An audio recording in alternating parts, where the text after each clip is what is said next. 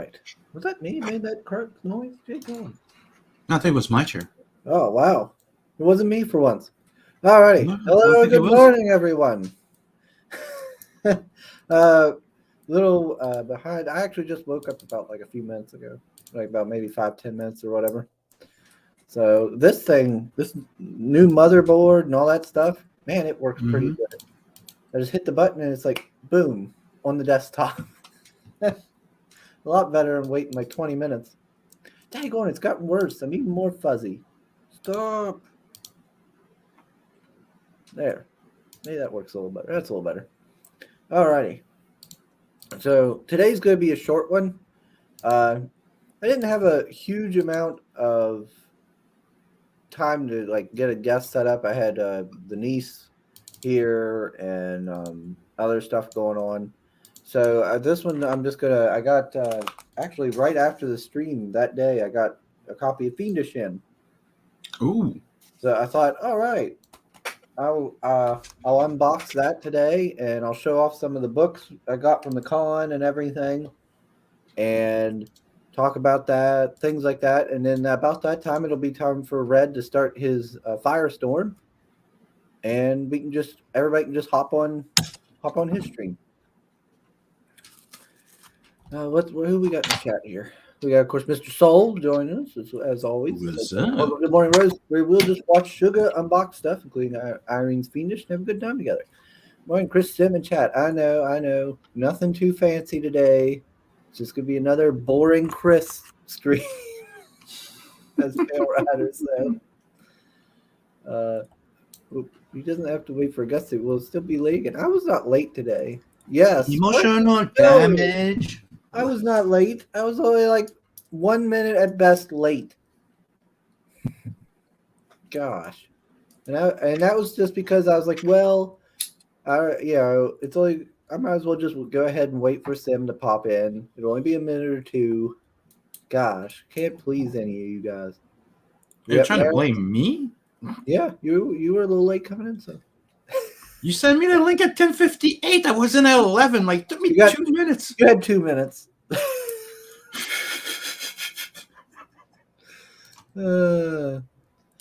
At best intro ever. I don't know about that, man. I did notice, having watched that intro now multiple times. I was like, why is it every time I'm in every picture or video Red put in there of me is always something embarrassing? I don't know about that. Marina says, did you see the stream of Shay? Oh, did something happen? Or I don't know. No, I didn't watch. I haven't watched it, I guess. I haven't been keeping probably up. Talking about the intro. I don't know. Maybe he's talking about the intro. I don't know, because he's replying to only the intro with the flexing dark side is comics. Okay. I'm trying to. Oh, we got Creators Outlet. Hello. Mr. Johnny, he says too much on time. Are you feeling sick? Well, I don't have to wait like 20 minutes for the computer to crap out. Yeah, we'll get moving up. You have Creator Outlet saying this stream was better when your computer was broken. That's harsh, because there was no streams when my computer was broken. Let's see. Where is it? Soul says, I don't mind a boring Chris stream. I like hanging with stoners. Well, I mean, that's true. Well, you got Sim right there. Oh, by the way, you should probably like press the other screen mode so we're not in little squares. Oh, and your camera is doing way better too. There we go. Yeah, I might look like a stoner, but I'm not. Everybody makes that. You totally look like a hippie. Yeah. I'm kidding. I'm fucking kidding. That's God knows I've heard that a ton of times. I've been called Shaggy my whole life. That's what I'm saying. People used to call you Shaggy. That's technically calling you a stoner. Yep. And then if they weren't that, they were asking me where they could get my drugs, or did I know how much drugs we're going for, or something like that. I'm like, I don't know. Gosh. Maybe if you stopped embarrassing yourself, Red wouldn't have a problem. Oh Lord, that is true though. That is true. Shay cosplayed as the Red Eyes character. Oh, as an homage to me. Oh, cool. Yeah, I always see like her pictures of her cosplays on the Twitter. I don't catch her streams as much. Uh, I haven't been watching as many streams as I used to. I used to watch them like 24/7. Now I just watch them like here while I'm at work and stuff. And usually between like Red streams, trying to catch Vinny's or Irene's and all them's streams, that takes up like a lot of my work day. I'm gonna go in between work. All right, so I'm gonna unbox this one. Oh look, it says. Oh, I better cover that. It says, "Thanks, Chris."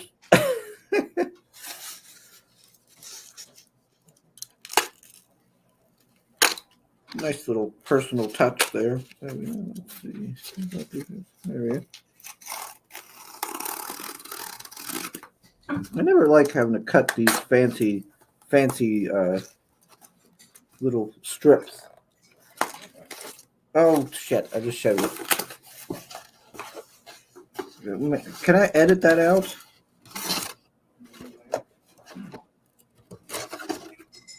Oh. Shit. Probably later after stream you could go and edit it. How do I edit it? You can go in video edit. Cut it out. Yeah, I don't want to show that. Oh, that's what it was. It was the Regrowth book. Yeah, I got my copy of Regrowth. I remember I backed it since I didn't get it from her first campaign. I remember seeing it and being like, "Oh, that's really cool," but I'm not really super into art books and things like that. But then when she put out Fiendish, I was kind of like, "Yeah, her art." I was like, "You know what? I want to go back and get the art book." Since I now I know Irene and everything, and I do really like her art. I think it having that extra personal level adds to the book, the value in my mind of the art book when I actually know the person and stuff. All right, let's see. Joey says if it looks like a stoner and sounds like I'm not a stoner. I've never even touched weed. The morning ball. You should. No, I don't wanna. Maybe it's your destiny. Ace says, "Hail, hail, Ace." Hello. I want to off what? I want to off my floppies too. What? Okay. He wants to show off his floppies. That's degenerate. Oh yeah. Mm-hmm. You like a personal touch, don't you? Oh Lord. You can blur that after the show. Oh, okay. You could blur it or cut it out. You're just You have to go into edit after it's I ain't worried about my address. I just didn't want to show, the address she had for her on there, Yeah, she already had issue of somebody showing up there. Oh, yeah, that's right. Yeah, I've seen that. Oof. Oh, man, now I feel extra. God, I got to figure out how to get rid of that. Maybe I'll just delete the stream. No, Yeah. dude, I'm telling you, when you're done, you can just go onto YouTube and you go edit, you go where it is, and you just put blur. Or you cut it out. That's it. Okay. I'll have to look into it after. afterwards. Yeah. I also got to go back to the computer guy today and talk with him. Yesterday, before I started the stream and stuff, I had before the stream and all, I was when I leave it up, if I bring up the computer, and everything, and it comes up to the desktop, and I don't touch my mouse and I go do something else, like my monitor will go into the power saving mode. It'll turn on the monitor, kind of does that turn off thing, and then you move your mouse, it'll come back on. Well, when I come back and I do that and it pops back on, it'll still show the desktop with the Discord and everything there like it does when I just turn on my computer. But that's it. It's like I can't move. I move my mouse and it doesn't show the mouse icon. It's like froze. And I hit the Windows button to try to bring it up to turn it off. Nothing. It won't do anything. So I have to manually turn it off here on the tower and then turn it back on. Well, when I did that yesterday, it blue screened and crashed when I restarted and said error memory management. And then it kicked back off. And oh, I got a phone call. Shoot. I'll have to call her back. So it blue screened, crashed, said something about error memory management. Then when it restarted again, it blue screened and crashed a second time. I was like, what the heck? And then like after the second time, it booted up fine, and I played a game for a good while, and everything was fine, and it popped up fine today. So I don't know what's going on. Like it shouldn't be blue screening. So I'm gonna have to talk with him. I don't know. Let's see. Maybe it's just maybe you need to do some updates or something. Yeah, well, he said I can put on the new Windows. What is it, 11 or something? I can put that on here, but I haven't done it yet. I updated Windows 10, so I don't know. But other than that, like this thing's working really good. Like it boots up like that, like loading and everything just loads up super fast now and everything. Like it's definitely a nice upgrade. Like just turning on computers, just like boop, there it goes. Like whoa. And playing my games, like I haven't really noticed a huge difference in games, but that's because I don't play games that are like super hard on your computer.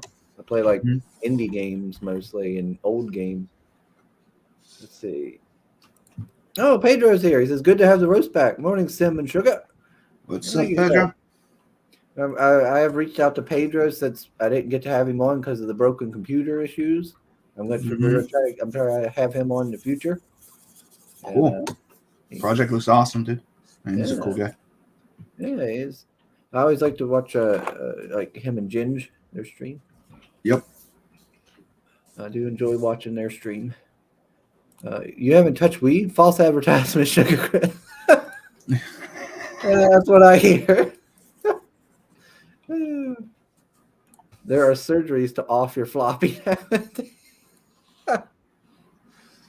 Johnny says, "Don't worry. The return address on Irene's packages is her is her PO box." Okay, good. And the creep is someone she gave the address to, I think. All right. That Irene situation is some Cape Fear shit. Yeah, I mean, I won't go too in detail with it. Like, I don't know who it was that did it, but I mean, like that's the first rule of like internet social etiquette. It's like you don't just show up unannounced to their house. Like if I was gonna go meet Sim, like I wouldn't just be like, "Ta-da! Yeah, I'm coming." Hey, I'm coming. Hey, I'm gonna be coming down. Or at least like hey, dude, I'm on your street. Can I come over? Yeah, like I'd give you some sort of heads up, like, hey, I'm gonna be coming to visit on. I'm gonna be swing up to Canada so I can come visit. I'd probably give you like a month or two heads up so that way maybe that way because I don't want to show up when you're busy or something like that or something planned. Let's see.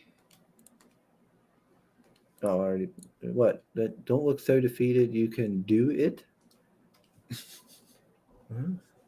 But yeah, I am looking forward to reading this, or not reading it, but going through this regrowth and looking at the art. Because I do remember like she did the campaign for it. Like I said, the art was like really cool and good looking. But I have a hard time convincing myself to get art books. That whole like getting to know Irene and seeing Fiendish and getting a book of hers and stuff like that. I was like, yeah, that gives me that little push to go ahead and just convince myself to get an art book. Pedro says, if someone shows up to Panama, I will give him points for effort and then sick my illegal leopard on him. What illegal leopard? Why do you have a leopard? He's in Panama. Oh, it's Pedro, right? Yeah. Yeah. But let's see. Let me go through and show. I'm going to go through and show off some of my stuff because I've went to 2 cons since the broken computer incident. So I've had a bunch of stuff. My hoodie is from the last Steel City Con. I got it from Rob Nightwolf. And Trinity got his other hoodie, which was Snowpaw. So we were hoodie buddies for the con.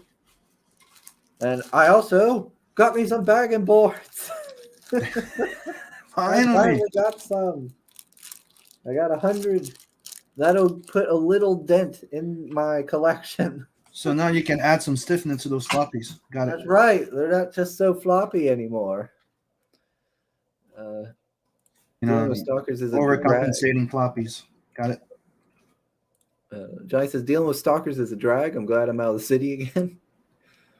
Well, I guess that's the nice thing about being, how to put it, conventionally unattractive. I don't have to deal with stalkers. I'm not such a pretty boy like you, Johnny. Why wouldn't you have a leopard? Well, I mean, leopards are expensive. I'm too busy with guns to have a leopard. Let's see. But I'll start out with the short box. I'm going to show a few off since we're already at like 11:20. I'll show the ones I showed Sim. Oh, by the way, don't forget, you need to open those tubes behind you, dude. If you keep forgetting them. Oh, yeah. I'm pretty sure I opened this Mr. Fisk's tube already. Because it doesn't have any wrapping around it or nothing. I think I did. Ow. Let me get this thing open. Oh, there we go. Pretty sure I opened this one.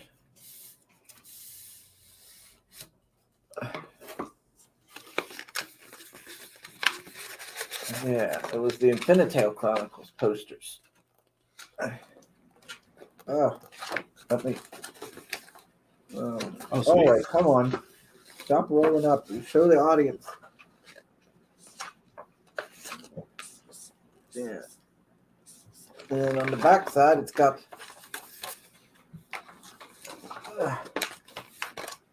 All right, I give up. It's just keep rolling. You get the idea. Yep. I like. That is some good looking art, though.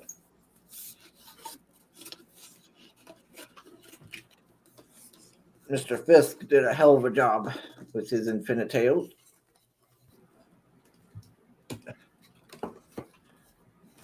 I'll put that fucking right. And then this one.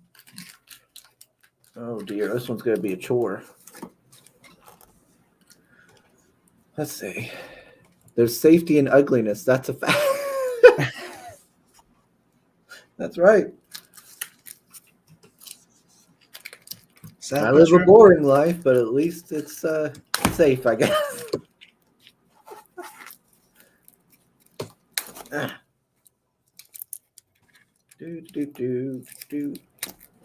Gosh dang it, Sim.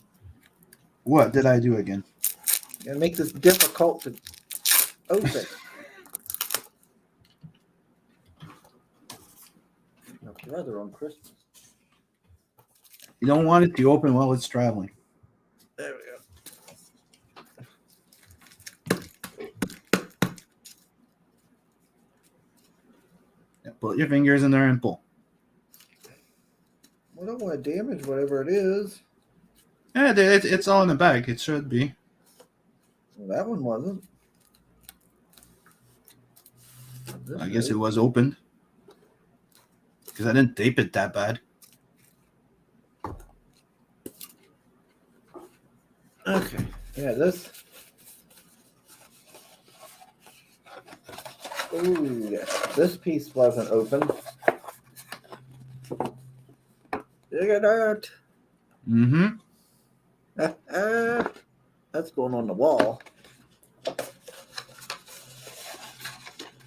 Yeah. Look at that transformation. Like a badass.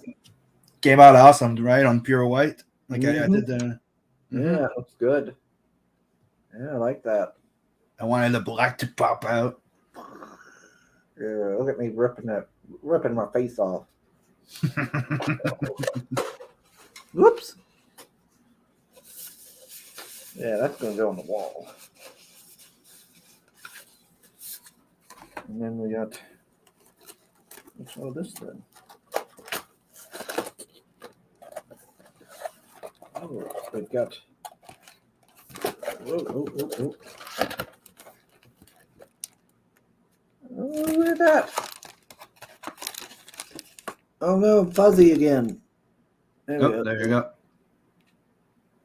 Original page.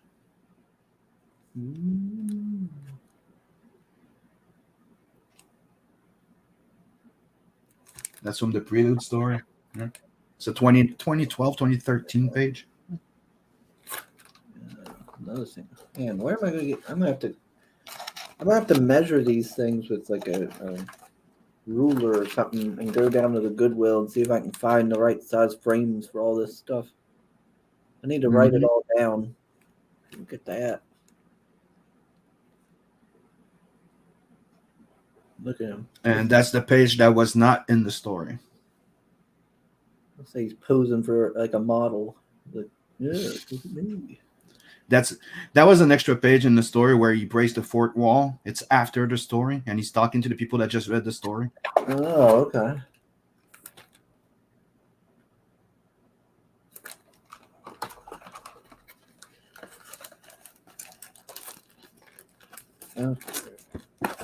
Oh.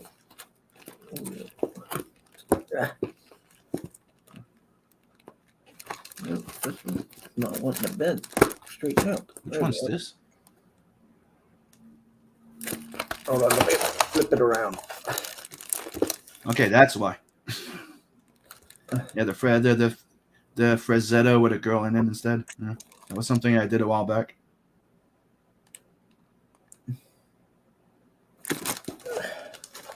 All things for the wall. Look at that.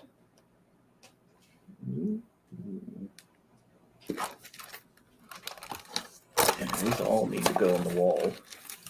I'm just gonna find the right size frames. That is cool looking. And you're gonna have another one coming with this.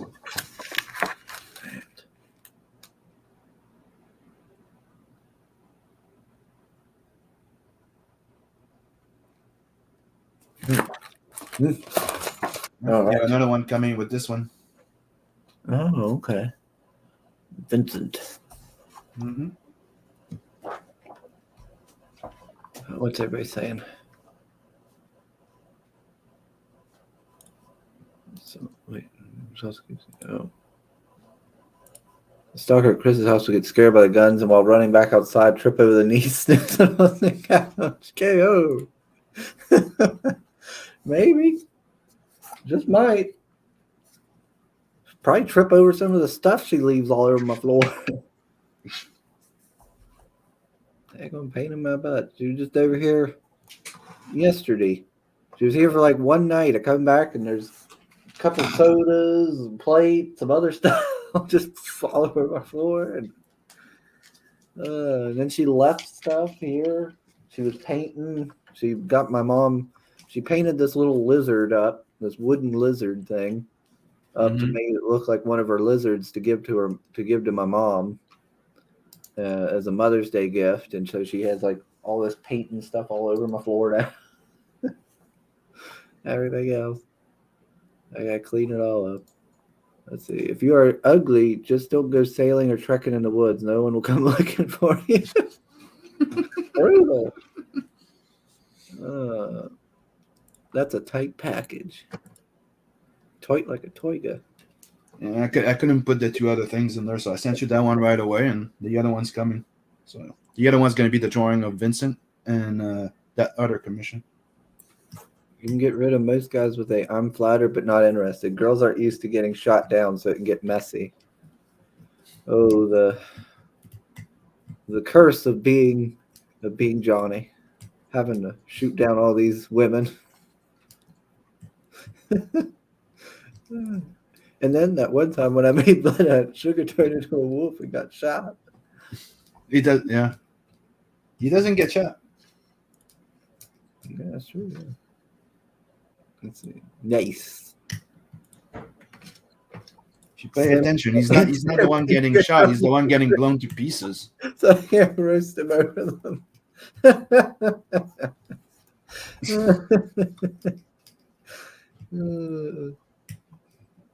MILFs, Mercs, and monkey business in space.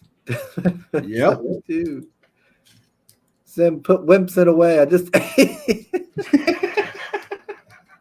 Hey, Power Hours here. He says, Sim, you got that Indiegogo stuff straight? Not really, not yet. Like I answered, I took out the video from the campaign, and I sent them a thing that I fixed it, but I have no reply, no nothing yet. Avetta Sahara, yeah, I noted. Yes, I'll call you back as soon as we're done. Sounds like you need a riding crop to beat that teacher to pick up her crap. It wouldn't work. Used to whoop her butt when she was little. She'd laugh, or she'd just get mad and then wouldn't do it. She wouldn't listen. Stubborn. She gets it from the rest of us. So yeah, I just went to check the ticket. There's no answer yet. There's no nothing, no reply, no nothing. Lovely. But I'm not too worried because I took off the video and I did the extra step. I went in and I censored the Boobarama just in case. Yeah, anything that they could perceive. Mm-hmm. Pedro says you got first world problems, then you got Johnny problems. Yep. But you have to admit it's a shitty fucking thing because it's like a fraction of a fucking second in the video. Shot / blast the pieces you down the nitpicker. Every time, he being good looking can be a curse. The Jai is correct. Girls don't think risks. Oh yeah, I'm sure they don't. They're like he said, they're not used to it. But I think. Let me think. I've only ever had to reject like one or two ladies, and it like I said, it didn't go well. One just flat out refused to accept it. Really? Still, yeah, she still insisted I was like in love with her, and that went on for a long time. Like she'd come up and be like, "Hey, hon," I'm like, "Stop." So no, but anyway, going on with that. When I went to the con, I got that short box. It was $40 to fill her up. It was pretty much it was the only thing I got at the con, trying to save that money. But when I was down there, I found some books that I thought Sim might like, and I found some I'd never heard of, but I like the look of. And then I also got some that I want to add to my collection that things I'm looking for, like Justice Society and things like that. So I thought I'd show some off that I showed Sim and all. This is the first one called The Scumbag. Yeah, that looks interesting. Yeah, I like the art. Like the cover, I was like, oh, the cover looks good. I was like, wait, let me check the interiors because a lot of these guys, they make a cool looking interior and then like the art in the inside. Cool cover and the art inside is good. But the art on the inside I thought was pretty good too. I like the look of the art. Let me find but it's basically got that idea of like, James Bond and secret agents, but it's like a kind of parody almost where instead of the suave secret agent, like this horrible guy ends up getting it. The street with his underwear. He looks a lot like a character that's in the new series called Space Bastard. Oh yeah. Yeah. Like, but the main character that you see there. Like I just really like the art looks to me really good, and I like the idea of like a more comedic looking uh, sort of thing. But it's got bits of action in it as well. Like Yeah, it looks great. yeah, so I'm really I've already read it. I read it. I think after our stream. Let's see. I got this one, Alice Cooper, The Last Temptation, Book One, Neil Gaiman. I got this one just because, like, in a lot of the books I got when I was younger, this was always advertised Mm-hmm. everywhere I turned to. This was always in the advertisements. I was like, so I've seen it. I was like, all right, I'm getting it. I can't And take come it. on, you have to be a fan of Alice Cooper. Oh yeah, yeah, I do like Alice. Feed My Frankenstein, Poison. Mm-hmm. Poison. Let's Hey, see. stupid. But BB, see, I just want to see what's in the box. BB, BB, Baby, uh, baby. yeah, BB. That I wasn't referring to BB, but let's see what else. Oh, here's ones that were new to me. I never seen before, and they had all six of the little series. It's called World Without End, but on DC. Never heard of it. Never seen it before, but I thought the covers looked interesting. Like, whoa. It looked different compared to what I would normally see, from DC, like just your traditional superhero stuff. I was like, well, this looks kind of different. So I figured, well, I'll pick them up. It'll give me something to put in my long box and see what it's all about. And it had the whole 6 issues. I was like, oh, great. I can get a whole series here. I thought, well, this looks kind of interesting. I didn't open them up and look in the interiors, so hopefully the interiors don't suck. And these ones, as soon as I seen them, I had to get them. And that was when my brother was talking with me, and I had to get them just because. And when he's seen them, because he's the one who originally seen them, and I grabbed them because they're Garth Ennis, and they also look silly, and that would be Dicks. Yeah, no. John McCrea's Dicks. This is Dicks 2. That's another one I'm very interested. I never heard of. Yeah, I was like, what? And I like Garth Ennis' work, so I know it's probably going to be funny and ridiculous. Dicks 2.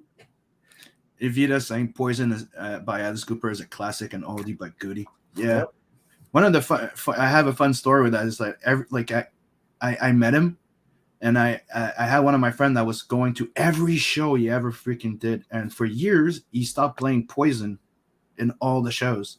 So at the con, I asked him why, right? And he goes, because he was fed up of saying it. Yeah. Right? Because it's the song that everybody asks. And I'm like, oh, too bad, because it's like one of my favorite songs with Hey Stupid, right? And I was hoping to catch your show in Montreal. So anyways, skip a few months later, I'm in the show in front of the stage. He spots me, points at me, starts singing Poison, followed by Hey Stupid. Mm-hmm. Yeah, I listen to Poison from time to time. Yeah, it's a fucking amazing guy. My Frankenstein, and I used to have the Hey Stupid album. Mm-hmm. I don't know what I did with it. Dicks. Like my brother found me. I hate the big fuck to you. You want this? I was like, oh my gosh, yes, give me that. Yes, it's Garth Ennis. Dicks. And so he's like, Chris, more dicks. I was like, yeah, I gotta have me some more dicks. And the guys over there just looking at me. I was just laughing. Just being dumb. Oh, look at that. Your dicks. See advertisement on the back. Oh, Poochie. Yeah, I seen that and I was like, oh yeah, that's gonna be probably a good one. They'll probably be funny, probably get something good to laugh at. Let's see. Fun fact: Chris could be as floppy as Meredith at times. Oh yeah. Well, I'm not gonna. I'll save you from me going through the whole thing. But it's easy when you don't read them. You don't have to have the sequels. Huh? What? What? I didn't say shit, did I? Better not. I got like the 7 Soldiers of Victory. I got some of those. I got a few of the Impact comics, like Web and all. Some JSA. I have a feeling Chris just like saying dicks. Yeah, we can't say cunt anymore. Batman and Punisher. Well, I mean, here in America, we were never really supposed to be saying it. Like Australia gets away with it all the time. Why can't we just say cunt? I know, because you're prude motherfuckers. I don't know. You have problem with butt cheeks. We have the most freedom of speech, and we don't even use it. Lobo. The main man. Yeah. Lobo's so cool. I got this one. Legends of the World's Finest. Walt Simonson.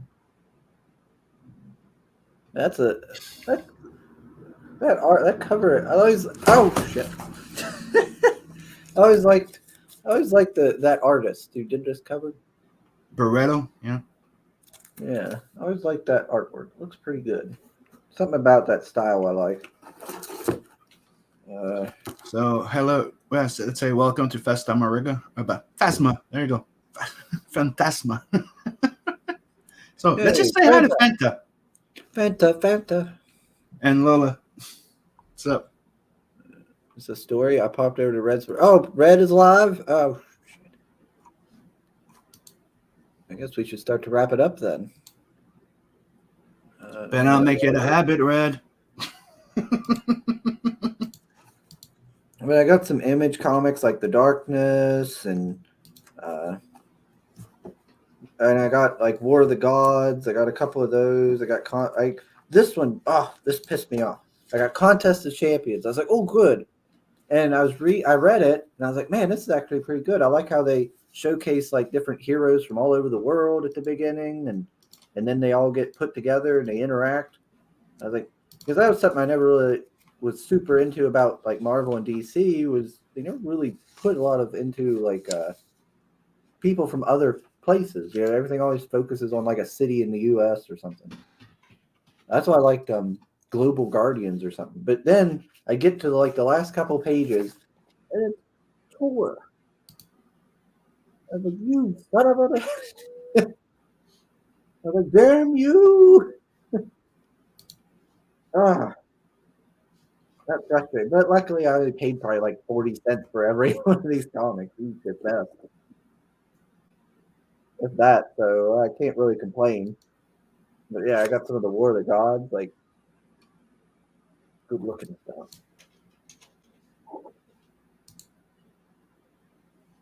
But what else? I got another Lobo, Infanticide. I'm trying to speak. Yeah, Infanticide is pretty goddamn good. Millennium, got another Infanticide. There was a bunch of Spawn, that newer Spawn stuff. And here's Scorch. Mm-hmm. There was a bunch of those there I grabbed up just because I'm like I didn't mind Spawn back in the day. My brother loved it. So I grabbed those. Any old book I grabbed, like Supervillain Team Up, Submariner and Doctor Doom. Submariner punching out an elephant. I grabbed the JSA, any Invaders I found. This one, Terra Obscura. I have the. Oh, that's Thumb Strong, isn't it? Yeah. Yeah, I have the graphic novel of I think for the second volume of the graphic novel or something like that. I found it at Ollie's and read it. I actually quite liked it. So I found some of the floppies and I was like, oh, give me that. So hopefully I can eventually find all of it and get the whole run of them because that was a good read. More Spawn. Yeah, more Spawn and Scorched. if you want to be able to have them all and enjoy the read, maybe you should start buying omnibus or trade paperbacks. Nah, They're all available. no. I'll just do it the way I like. I'll No. Lemon pledge. Lemon pledge. Need my lemon pledge. Afuera. But there was some Amalgam Universe comics. I went ahead and grabbed those. There's a few of those because I never actually had those. I had the one or two, but never all the different ones. Gunslinger Spawn. This Verotica Revenge. Yeah, that I want. I was like, ooh, that looks cool. Danzig and the Biz. Hello and welcome to the stream, 80s Made Consumer. Oh, 80s Made Consumer. Yeah, I was just watching a stream highlighting you. Yeah. It was Michael. Let's see. We got Weird Western Tales. More Justice Society. Ah, yes. They had some Avengers in Final Battle. So I was like, "Ooh, give me that!" I always like me some good Avengers. And Thor, like there was some Thor there.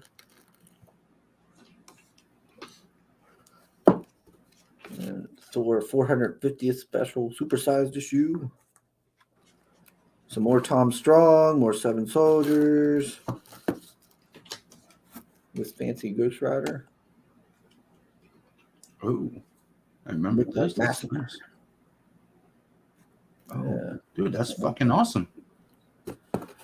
There was actually some good amount of Garth Ennis, like War Story, D-Day Dodgers.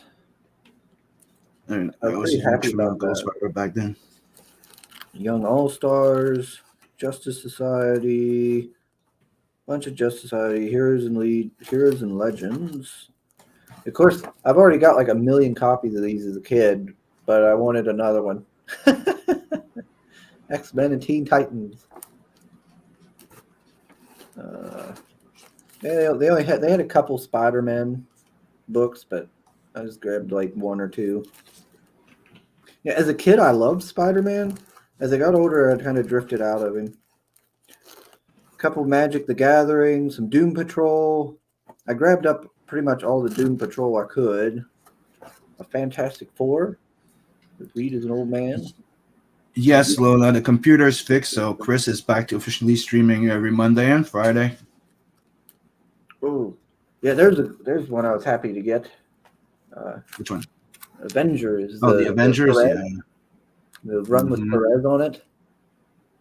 Every issue I've gotten that has, that from that run with Perez and stuff, I remember I've really liked. So I'm happy to get that. But then again, that's the thing. Almost everything, like that was the one person outside of like Wolfman and a few other people. I always remembered George Perez. Even though I can never remember people's names, especially as a kid, I remember George Perez because I remembered his art, and every time I read his books, I really liked them. Generation Next. I had this issue as a kid, and I remember liking it, so I grabbed all the ones that they had up to a point. And that's Generation X. Yeah, it was a great series with Chris Bacalo. Okay. And after that, he went to do Steampunk at the Image, which was also good.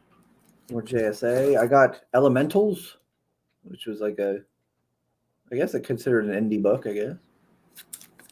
I had, I think, one issue of Elementals back in the day, and I re-got that issue out of the box, which was this one.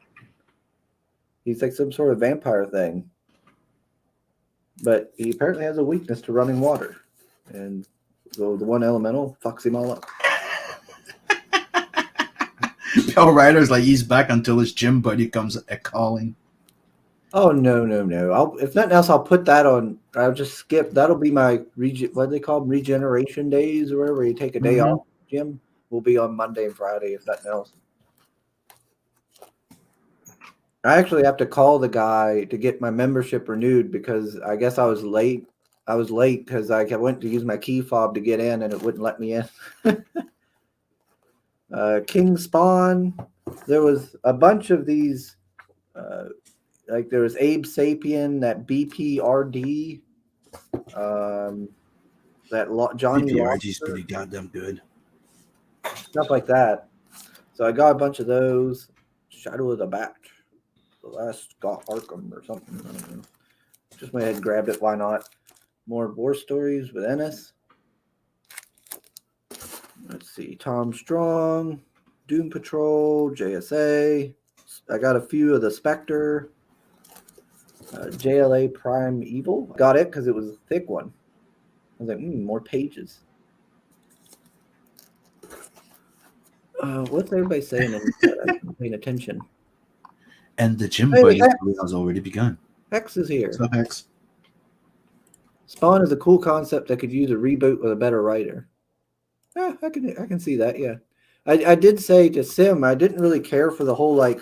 He's introduced this whole like I guess universe, and like the names are just like King Spawn, Gunslinger Spawn. Like, why don't they have their own like unique names? Why are they just called Spawn? Because he's trying to keep up with the medieval Spawn, Dark Age Spawn, and then. Right. That seems silly. And like then they're together. It's called the Scorched. Like, I don't know. That just didn't seem like a really good name to me. But that's just me. I got Batman, Man-Bat. Another thick one. But yeah, but for you to be able to pick them almost all up like that, they probably didn't sell that much. Or you printed. Yeah, well, there was also a lot of the ones that people, covers. the woke, quote unquote, woke ones that people talk about, those modern ones, like the female Hawkeye and stuff was there. And something to do with the Riddler. Another thick one. I didn't really get too many Batmans. They had some there, but I just didn't really get too many of them. Secret Origin Special for Batman's villains. And then there's the Secret Origin starting the Doom Patrol. I got this one because I thought my niece would like it. It's called Wind. Never heard of it. My niece might like that just based on the look of it. I don't know. I didn't actually flip through it to see what it's about. But I got a couple Magic the Gathering comics. I got this Dead at 17 Revolution. I'm pretty sure that's the same fellow who did T-Bird and Throttle made this, I think. I don't know, though, for certain. Some Defenders. Some entry from Blood Ties, Fantastic Four. I'll skip over the old books, quote unquote, the old like 70s and 80s books, because I'm sure people aren't interested. That's my thing. But yeah, I found a bunch of them though, like a bunch of Defenders. Look at that. That's yummy. I want it. I can't wait. I know you're a huge fan of the Defenders. Yeah, look at that. Ooh, that's gonna be good. Good reading. Yeah, Defenders and the Avengers. Oh yeah. Let's see. The Darkness. I remember back in the days when I think it was George Perez doing them too. Back in the days, it was I remember Avengers West Coast. They had a few. Yeah, West Coast. 80s made consumer. He says that he can appreciate single issue floppies, but don't have the room to stick to, so it has to stick to collected editions. I can understand that. Yeah, if you don't got the space for it, oh my gosh.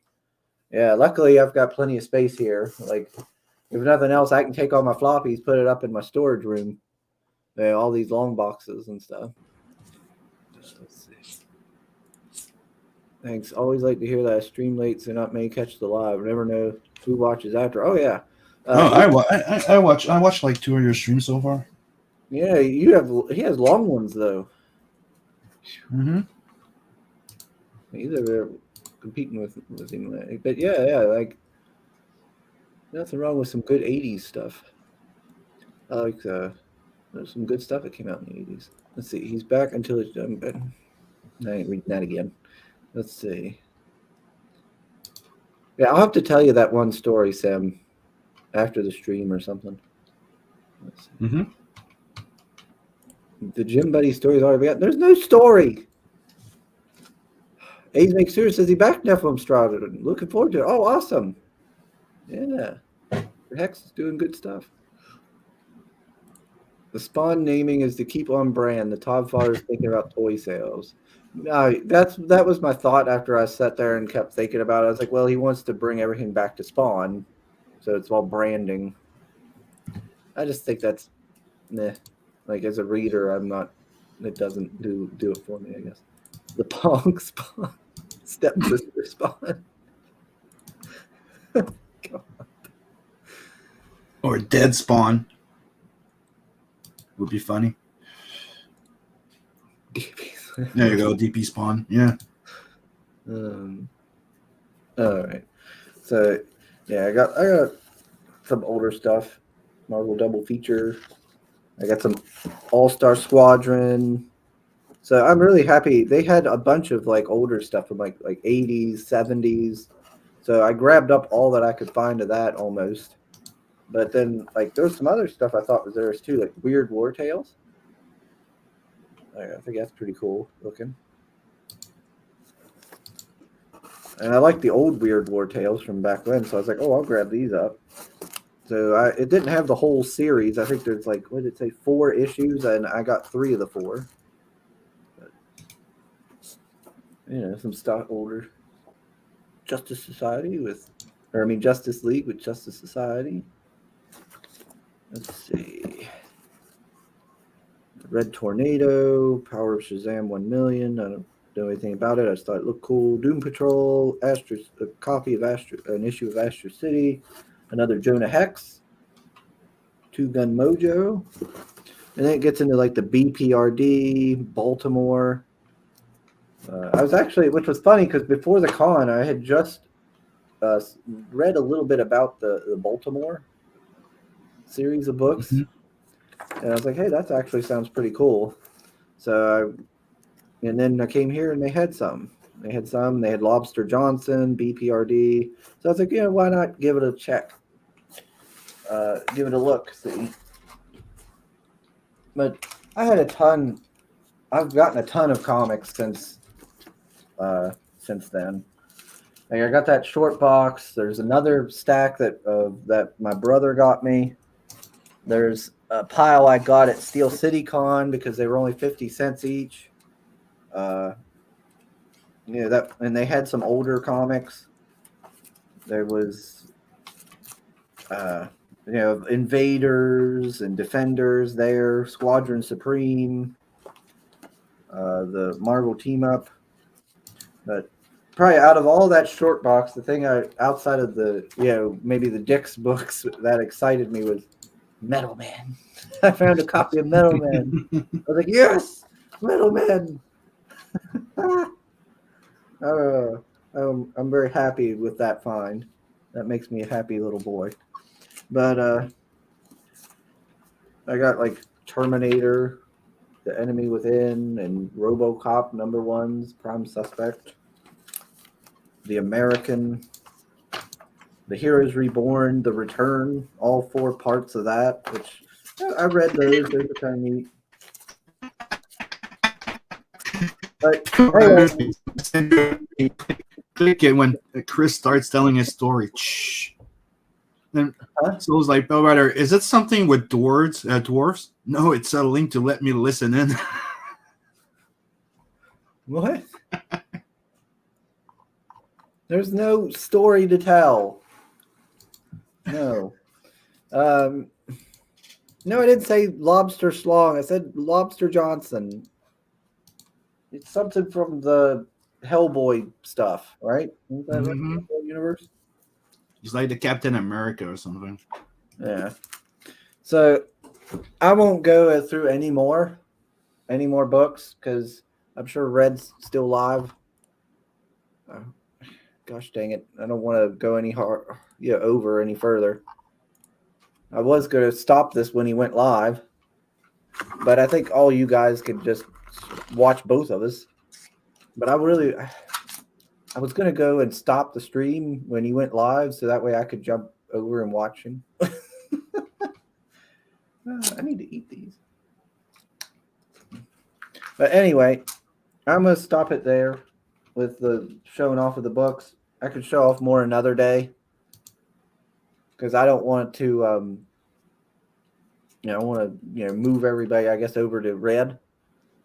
Mm-hmm. Thanks everybody for joining us. Thank you, Mr. Sim, for sending these. I gotta go and put these on the wall. Before we leave, show my screen. I'm gonna have to measure them. Show your screen. Yeah, Corey did an amazing job on this. Oh yeah, I seen that on Twitter. Sorry, the Bluetooth came out awesome. My little Bluetooth talk thing is right there where the screen share is. And yes, those are testicles. That's what I thought they were. I was like, wait a minute. As you can see, he's holding his private and there's blood there and he's crying. Why would you do that, Sim?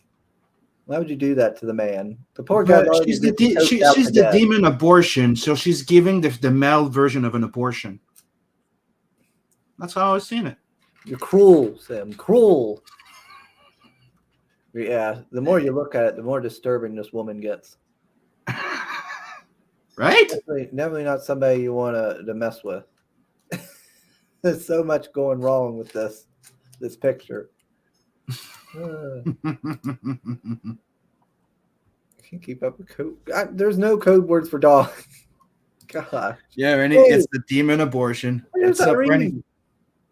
Yeah, Rennie. I just showed off. No, sis. Regrowth. Ain't that gonna be nice? That looks nice. Amanda, pretty demented. Yeah, thank you. And I came up with the idea of her choking the guy with a umbilical cord. Now, I haven't his project. What is it? Just a novel? It's a novel, and I think he's gonna be having some illustrations in it. I'm not sure, but yeah, it's a novel. Yeah, well, maybe we can have. How's he getting it done? It's like a cyberpunk horror fantasy thing. Is it going to be crowdfunded? I don't know. We could have him on. We should probably invite him and talk about it. Yeah. We can learn more about this demonic abortion demon. Mm-hmm. Like that's the second drawing. That's the second drawing I did for it. Like remember the other one with the Oni mask with the sword in the alley? That was also for that book. Oh, was it? Yep. I thought it was maybe for what's his name's Oki. God damn it! I never could say that. No, that one with the chick with the ninjas and stuff. That was for him. The Oki Rooney, or I don't know. Yeah. 80s Made Wants to know where can he get regrowth, Mr. Soul. Can he still get? I think she put it back. I think she put it back on her campaign, like when she printed over. I'm not sure if it's still there. I'm not sure. Or reach out to Rennie if she has over. I don't know if you were here, 80s, but regrowth was Irene's first campaign, and then she did her Fiendish book. But you should, I think. But then she put this back on there, and then I think she sold out of the first print, and I think she ordered more or something, right? Yep. I don't know if it's still on the campaign. Yeah. Go check it out. If it's not there, I'm sure if you reach out to her, she'll fix that for you. Yeah, I'm sure if you reach out to her there, Renee Draws. She's on Twitter. Oh, here we go. You'll have to wait until chapter 2 where regrowth will be an add-on. We sold out. Oh, they sold out for the chapter 1. There you go. Awesome. Yeah, that's what I thought. Oh, 80 said he back Fiendish. Great. Yeah, that's some good looking art. Very detailed and stuff. Like, ooh, that looks good. So I thought you copied for me. I guess I'm gonna have to wait and back it. I don't know. Let me look real quick here. Go to my backings. I don't know. I don't know what I did. I'll get it. If you didn't have it, I'll get it. I know I got one copy of Fiendish for myself. I don't know what all I backed. I don't keep up anymore.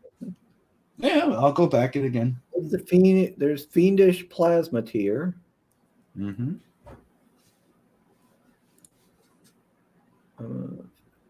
No, wait, that was a refunded Fiendish plasma tier.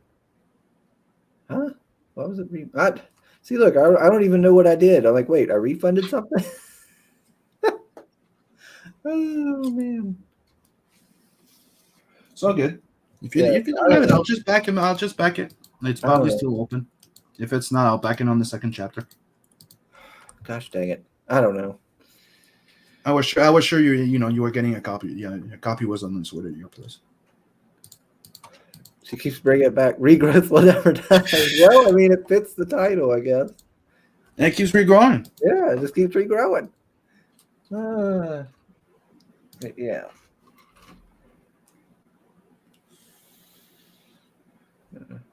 Let's see. He goes, Sugar, I think you refunded one backing to reback. Yeah, that's because I reached out to get regrowth. Yeah, I was like, oh, I want to get regrowth and everything. And obviously, you forgot to grab my copy, so I'm going to have to back your campaign. Yeah. Apparently, yeah. I guess. Yeah. If you don't have an extra copy, that means you probably forgotten. It's not the end of the look through my piles, see if I got a second copy of Fiendish sitting here. I don't know. Gosh dang it. Oh, Irene, when I was opening this, I accidentally showed the front that had the addresses. I'm going to try to look and see how to edit that out. Johnny said it was only your P.O. box, so I was okay, but I'm going to either edit it out or I'll just delete the stream after we end. I'll figure something out. Gosh dang it. Let's see. I just checked. 80 said he was backer number 1174, picked up the hardcover Fiendish. Nice. There was a hardcover? Did I get the hardcover? No. I didn't know that. Wait, was there a hardcover? What? I didn't.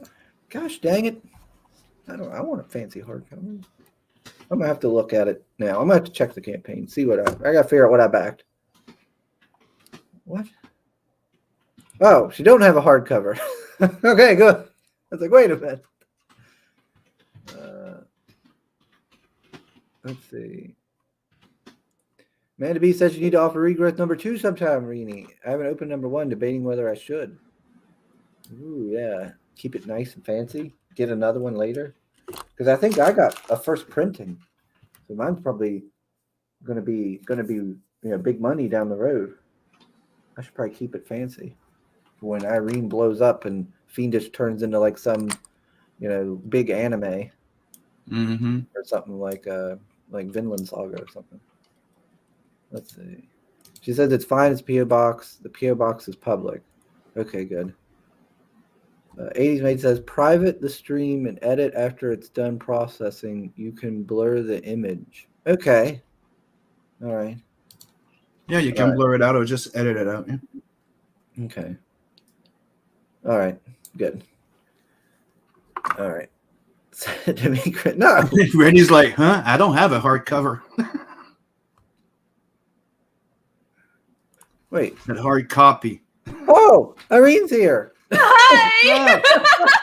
I figured I could just come on instead of chatting a million times. Yeah, I had my Bluetooth speaker here, and it sets right in front of where people would pop in or share a screen right there, so I don't see. Yeah, no, it's fine. I just see your private chat. I was like, oh crap. It's cool. It's cool. It's been a while. It's good to be back on. Welcome back. Yay, good to be back. Yeah, I told myself, I was like, well, I'm gonna keep it short. Red's gonna do a stream, so I should keep it short. And then here I am, still over an hour. Yeah, keep it short. Famous last words. That never happens for any. Yeah, the more you streamer. say it, the longer it lasts. Yeah, exactly. Every single time. Uh-huh. I'm like, if I want to stream for 7 hours, I need to open the stream with, let's keep this short. It's just a chill stream. Oh man, I couldn't do that. Like, I can't do those 7-hour things like 80s Made there does. I couldn't do it. That's too long. Yeah. Well, draw streams are easier. You're just sitting there drawing, But yeah, like, oh my god, I can't put on a show for 7 hours. Well, I feel like a draw stream would be. You don't have to talk. Some dead air probably isn't a big deal with a draw stream though, because you got something else going on there. Yeah, not as much, but it's also easier to have other artists on. So like you're not so much promoting stuff because there's only so much to talk about if you're promoting work. But if you're drawing, like it's just other artists talking shop, and that's fun. Well, poor Pale Rider would probably just die because I'm so boring. Apparently. Oh no! But he says PO Box. What kind of foolishness could I send Irene? Oh no.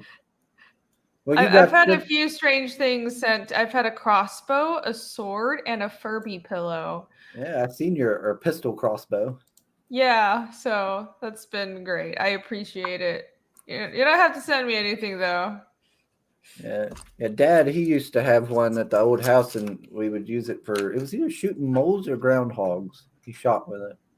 I can't remember. Okay, so they get into the yard and stuff. Irene, if I grab the Air one, the first featured one, that gets me the book in color, right? Yes. Perfect. Done. That is correct. Yay! Thank you. All right, I thought he was getting my copy, and we just realized that he didn't. He forgot, so I'm backing it. Okay, thank you very much. Just so you know, because I had all those damaged books, I'm needing to go for a second printing. So the people who backed in the last month might have to wait like another. I don't know. The printer said like another month. Sucks, but yeah. Okay, so before sending it, confirm with me my address when you get them, then. Because I'm gonna have to go moving in July. Yeah. Please. Oh yeah, definitely. Yeah. Well, you can also update the contribution details because I always triple check before I mail every single book out. Perfect. Yeah. But yeah, I'm like very not happy about it, but it is what it is. You know, they screwed up so many of my books. So bad. So says face doesn't match voice. What? I guess referring to you. I guess Irene. Me? Oh. That should sound like this. This is my real voice. Hey, readjusting volume. Yeah, I count myself lucky. I deal with my small printer, and I've never had like damaged books because they're like 25 minutes away from me. Fuck, man. Yeah, that's what I'm thinking. I'm like, I figured it's a big print run, and it's like. But it's a common thing with big prints.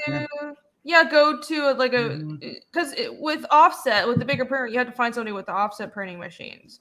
You can't just do digital printing. But I'm like, what I'm thinking is I have a printer that printed regrowth. Regrowth is really good quality, right? And that was printed in Taiwan. And I didn't want to deal with shipping from Taiwan, but I know my old printer there is so trustworthy. I might pay for the shipping next time just to not have to deal with all this bullshit. Because like every printer I've tried in the US, because the black and white book was one printer and then the color book was another printer, and now I'm looking for a third printer, and there's just nonstop issues. I don't know what the problem is. Yeah, that's what I was saying. Like you've been hit with every goddamn issue. I think so. I'm like, dude, I know I'm not alone with printing problems. But it just seems like everything that could go wrong has for me. But it's a good sign in a way because you're learning from the next step, right? But you're dealing with them like, professionally, and no problem.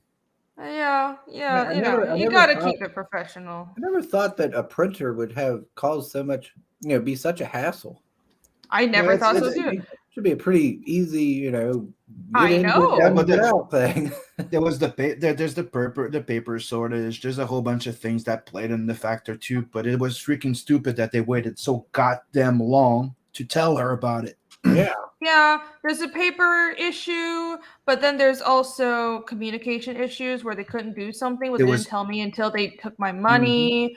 And then there's and then there's literally the newest batch, they shipped me like over half of my books had the damage. Like there was a dent on the cover and they didn't catch it, and they shipped it to me. And then when I brought it up to them, took pictures, they're like, well, it's not that big of a deal. And I'm like, no, it is. Fix it. But it is.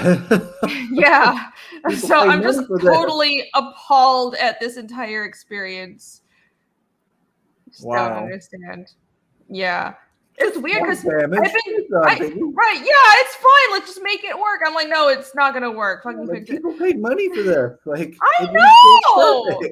God, I don't know what. But it's a good thing though that they will be replacing the damaged books, right? They will, but then they said I have to wait because they don't have the cover stock. So they don't have that paper stock. So I'm like, I'm just gonna go to a third printer and do a second print run simultaneously. You know what I mean? Mm-hmm. So I'm like, oh, this is costing me so much time and money. It's just so painful. And above all, people have to keep on waiting. I don't want to keep you guys waiting. But it's fucking, what can I do? Yeah, but it's not like you're not fulfilling, sweetie. You are.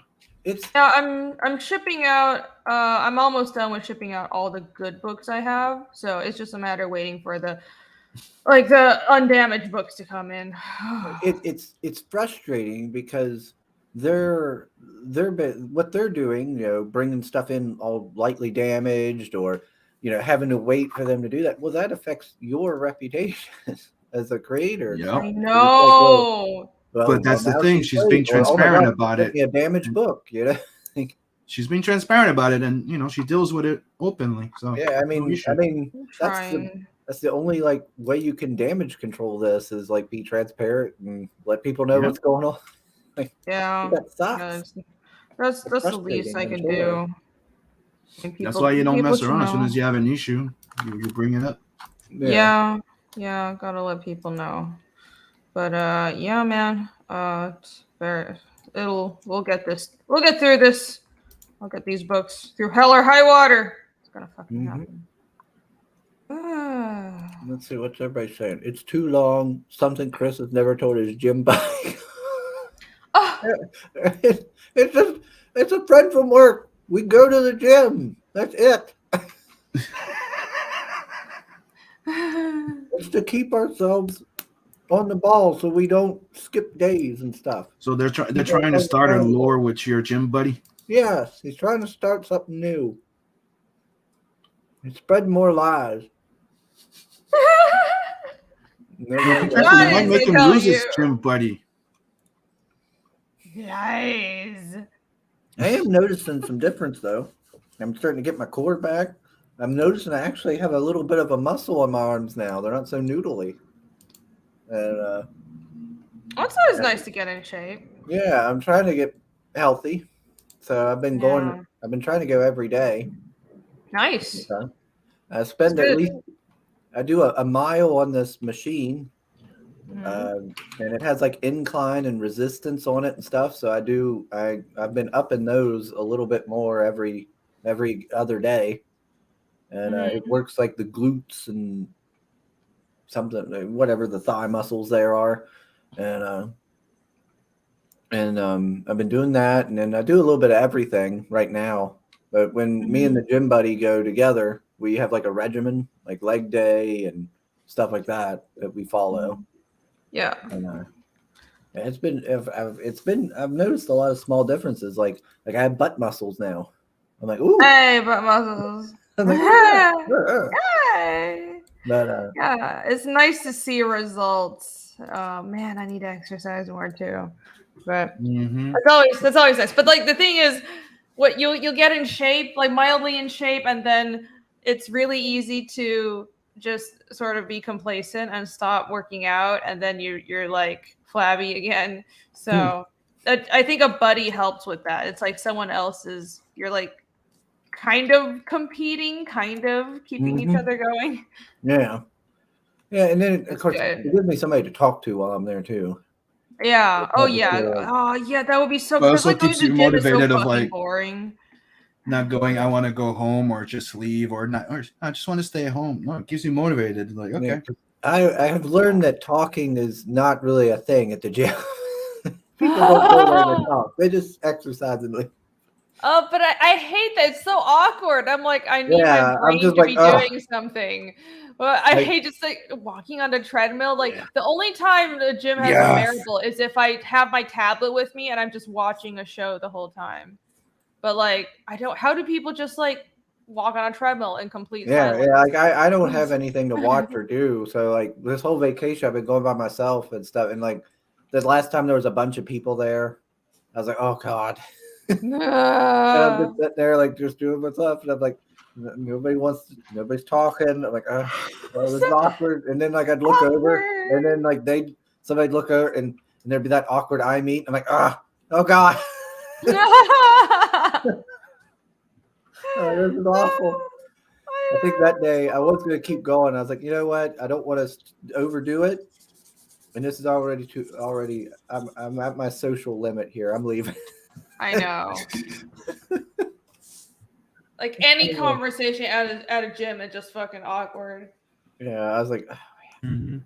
I think like the first time I went there, it was like, oh man, there was like the stereotypical like, gym bro.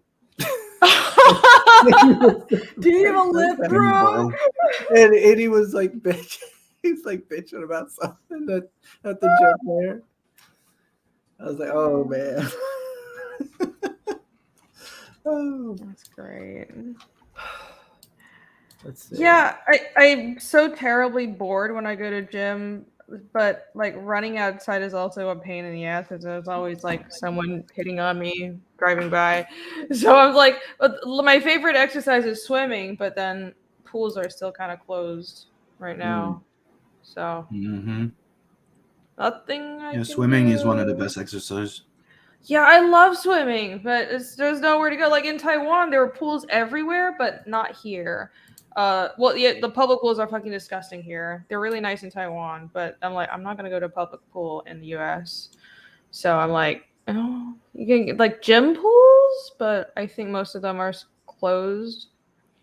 So like, yeah, they got like a public pool here for Kaiser, but I mean, with here, it's like, well, why don't you just go down the creek? Right? Yeah. Swim, like. Yeah, I kind of wish I moved further out the city. I was like, I'm just like go to a river or something. That'd be so nice. Yeah, that's what a lot of people just do here. Just go out to the creek and fish or something, or swim. No, that's great. That's so much more fun. But I still kind of live in the city, so unfortunately. And unfortunately. Yeah, let me see here. What's they saying? Annie's maid said he didn't. No worries, I don't mind waiting. The book looks great. Talking about Fiendish. So saying to me, don't eat random sausages on stream. People could clip that and use it as meat on their show. Oh no! Oh, no. I don't even know about that. But well, since it's already been done, these are those German things I got. So it's got like a little tail at the end. And these were those German things that guy I bought off that guy. They're not bad. Look good. No. Down in the south, we just go down to the river. Logistics. Yeah. Like and then he says, especially in Canada, where they still use pack mules.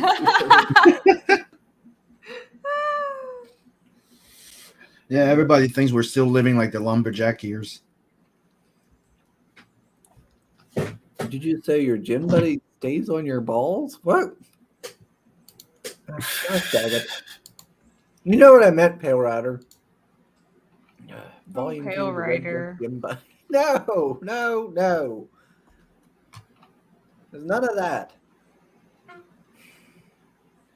And then like, Josh, I was sitting at the one of the squat machine. Because I'll always do the cardio, and then I usually end up doing squats on like the machine. I do some stuff with dumbbells and just different things. I do rows, and there was this Asian woman came in, and she came in like yoga pants and all this stuff. And I was sitting there doing squats, and she got like right in front of me and started like, I was like, oh no. Right in front of me, please. It's like, did you do that on purpose, ma'am? Like, ma'am, please. I was like, I don't want to look. Oh my god! Like that instinct is to just be like, look over and see what she's doing. And I'm like, no. No. But it's like you look like the creep, even though she came in front of you. But she was like right there, where the dumbbells were, and it's like right almost in front of me, and I'm like, oh, Lord. Then you'll be made powerful. The perv or something, and you'll get kicked out of the gym. Yeah, I know. So you can't help but look, but then no, but it's glute stock with sugar cream. Awkward eye meet is code for a dude cut because I have no.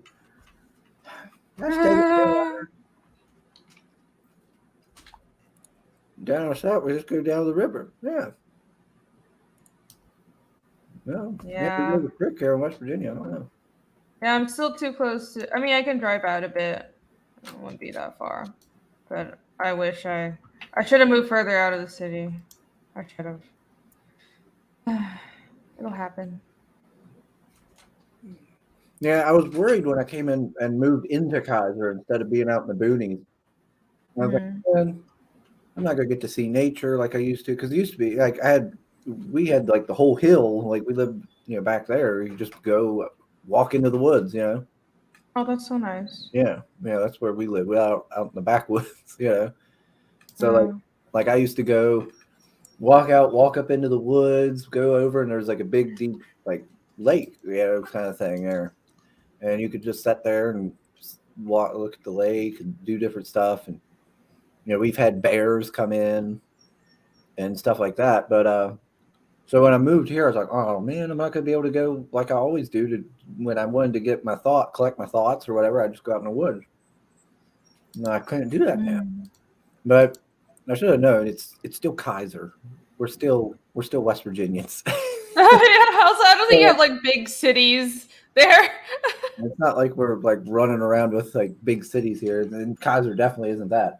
So like every day I go to work, I pass through some little bit of woods, and like there's deer. Like, and it's a 5-minute walk. There's always deer there, like staring at me, like, hello, hi deer. Oh, that's so great. That's cute. Yeah, there's always like a group of deer, or heck, I've been fighting skunks since I've been here. Oh yeah, for some reason they keep running at me. Like they'll see me. It's just one skunk. He just hangs around. Wait, what? They like just run at you and like try to running to me. No.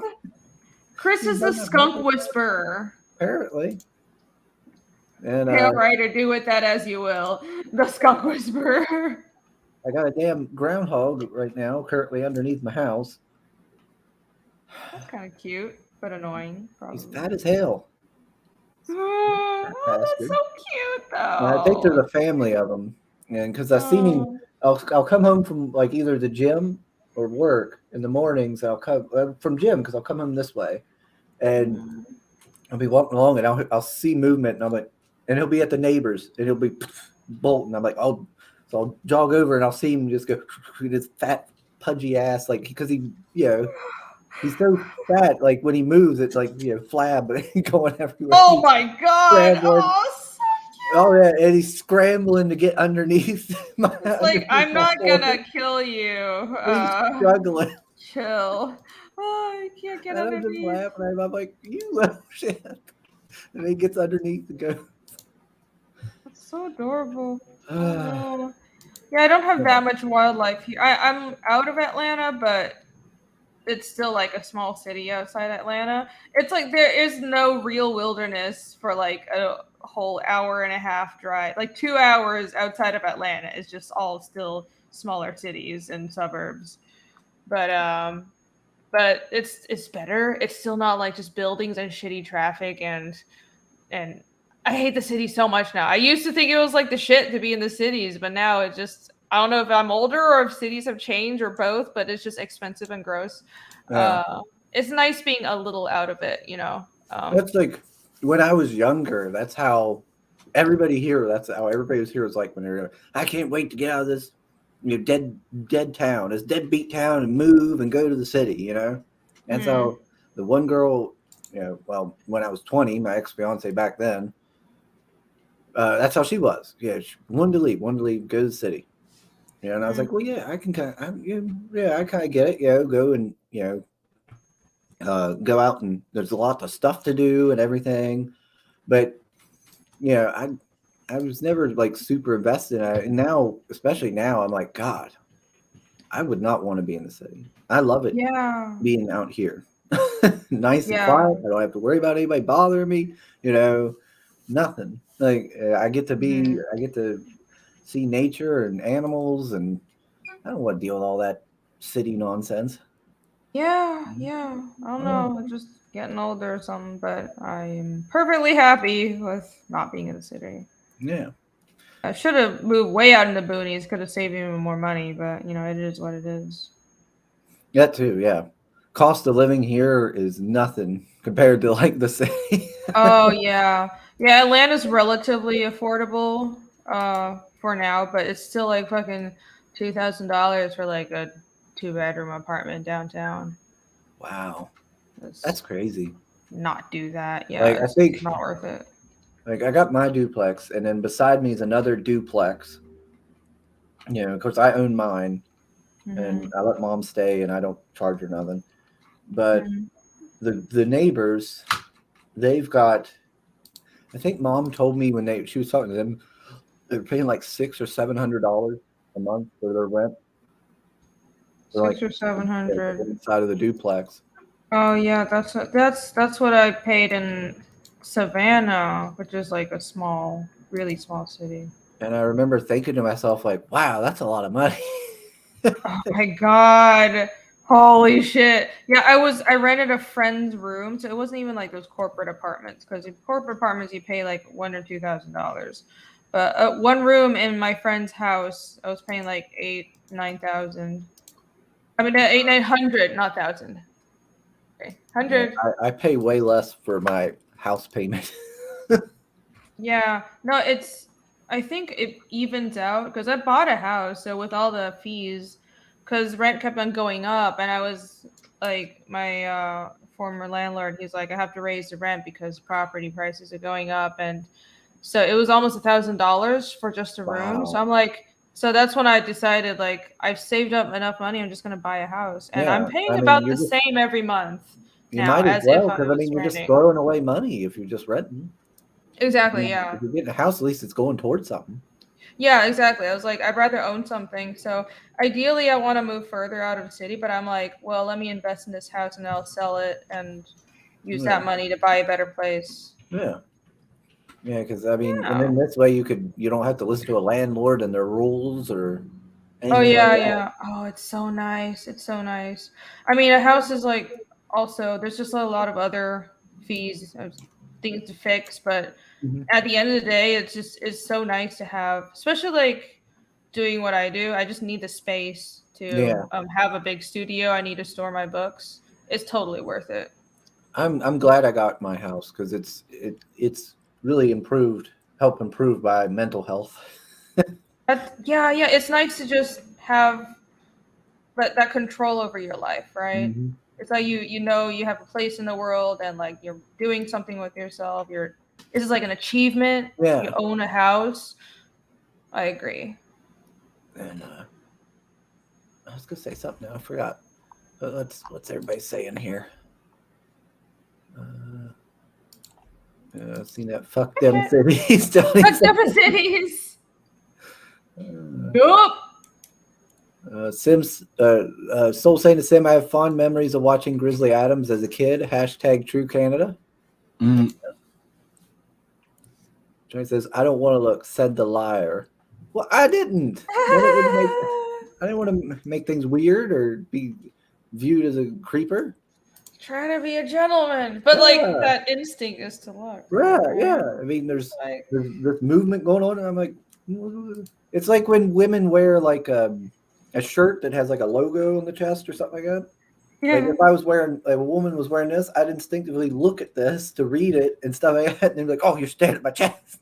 Like, no. Yeah. I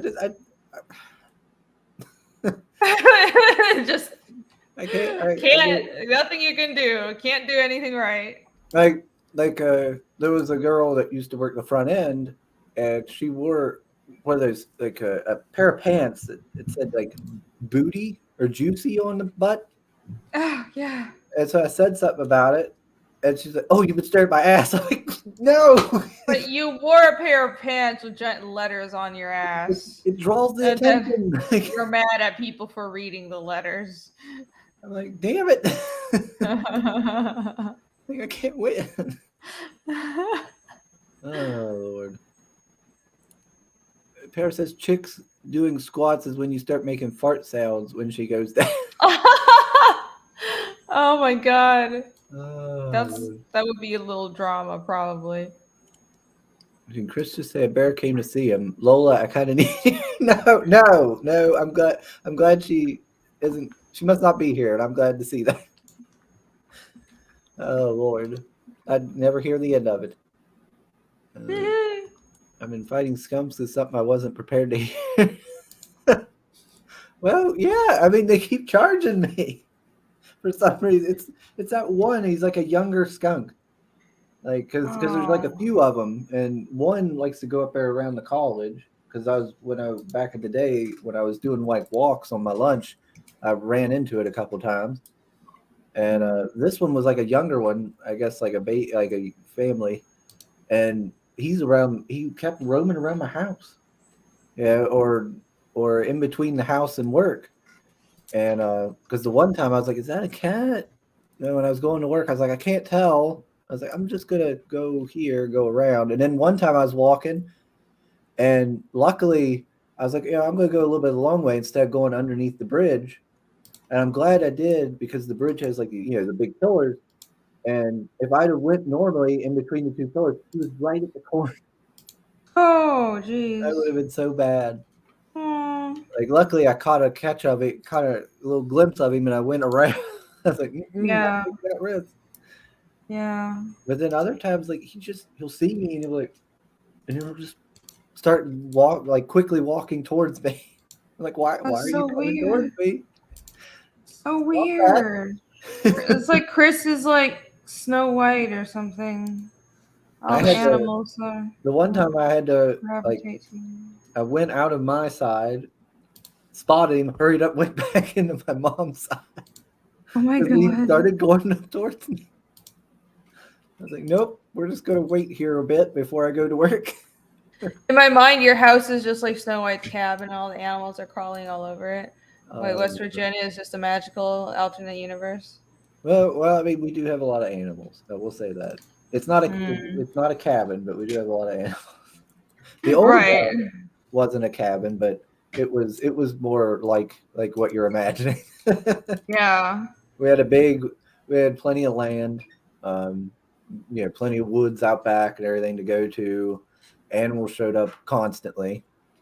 Mm-hmm. We always planted, a big garden. And of course, mom loves flowers. She used to work at a nursery, a greenhouse. And so every year for summer, I had to go out there, work the yard, planting her flowers, doing the mulch and everything. Oh, I hated that. I hated it. We had to have this big done up flowers all over the place. And all. I'm like, oh, it's nice. You're planting flowers, getting in touch with the earth. And Chris is like, fucking hated it. I hated it as a kid. Oh no, I spent plenty of time outside. Yeah, that's all I did. Either was inside reading comics or outside playing as a soldier or doing some nonsense. Yeah. Yeah. We had like a little creek run through our yard, so I'd be underneath the bridge crawling. The good old days when people played outside. Yeah, I was doing all kinds of stuff. But we'd have like a big garden and stuff. So then next thing the deer's getting into it, or the coons, or various things. We had wild raspberry growing all over our property. We actually had to cut it down because it was just spreading so much. And then, that and the neighbors' kids kept getting into it, and my mom and them didn't want them over in our yard, our land, Yeah, dumb kids, just like wild animals. Remember, in Taiwan, I grew up in the city, but we would visit our relatives in the countryside. And it's this funny thing where it's like old families that had been there a long time, and there's this whole fucking town that's somehow related to us. I don't even know how, but it's like everyone in this whole village are our relatives.